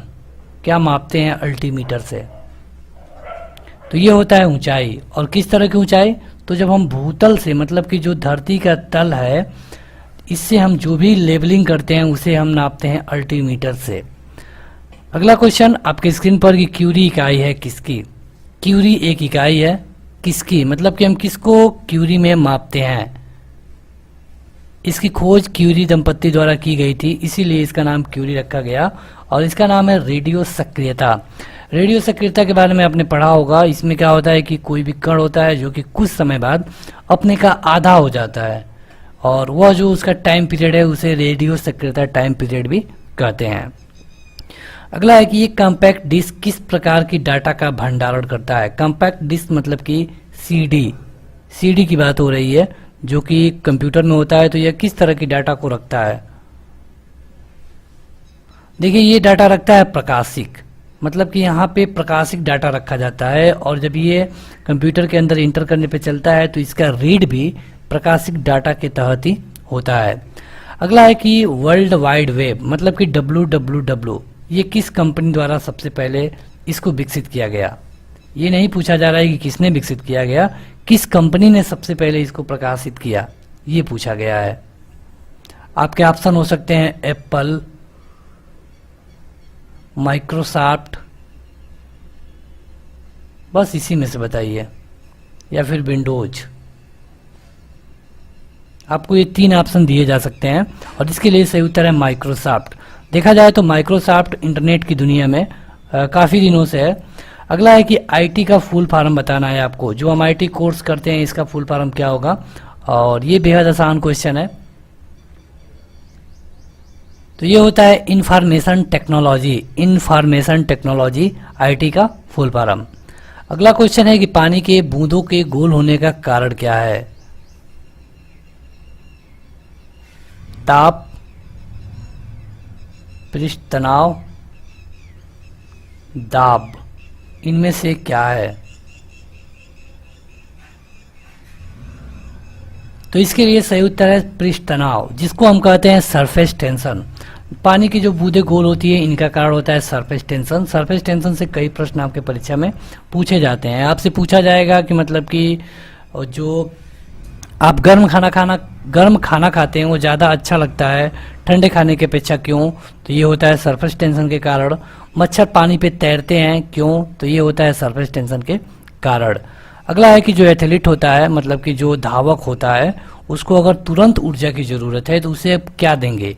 ऑप्शन आपके हो सकते हैं कार्बोहाइड्रेट, प्रोटीन या फिर विटामिन। क्या देंगे किसी भी धावक को या फिर एथलीट को। तो तुरंत ऊर्जा के लिए देना होता है कार्बोहाइड्रेट। कार्बोहाइड्रेट जो होता है वो तुरंत ऊर्जा के लिए जाना जाता है। जो प्रोटीन होता है ये लंबाई में वृद्धि के लिए जाना जाता है, और विटामिन शरीर के परिरक्षण में और भी कई तरह के कामों में काम करता है। यानी कि एथलीट को कार्बोहाइड्रेट देना होगा। अगला है कि ऑटोमोबाइल गियर सामान्यतः बने होते हैं। जो बाइकों में जो गियर लगे होते हैं ये बने होते हैं किस धातु के, ये पूछा गया है। देखिए ये स्टील के होते हैं, इसमें तो कोई शक नहीं है, लेकिन ये होते हैं एलॉय स्टील के। एलॉय मतलब कि ये मिश्रण स्टील होता है। इस एलॉय स्टील के बने होते हैं ऑटोमोबाइल के गियर। अगला है कि एक विद्युत मोटर विद्युत ऊर्जा को किस में परिवर्तित करता है। अगर आपको ऑप्शन चाहिए तो ऑप्शन हो सकता है विद्युत, यांत्रिक, स्टैटिक, और इन्हीं में से आपका ऑप्शन है। तो देखिए विद्युत मोटर करता क्या है। विद्युत मोटर का काम होता है कि वो इलेक्ट्रिसिटी लेता है और आपकी जो भी मशीन होती है उसको चलाता है। तो यानी कि यह विद्युत ऊर्जा तो ले रहा है, लेकिन दे क्या रहा है, यांत्रिक ऊर्जा।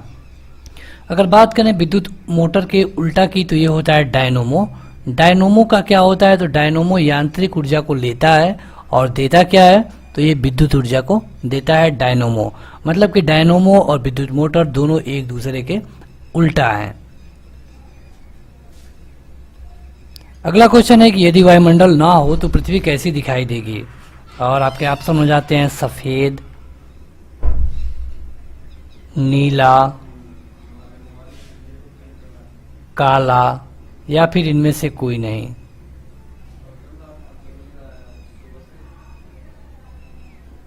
तो इसके लिए सही उत्तर होगा काला। देखिए पृथ्वी को अगर हम अंतरिक्ष से जाके देखेंगे तो पृथ्वी हमें नीला दिखाई देती है।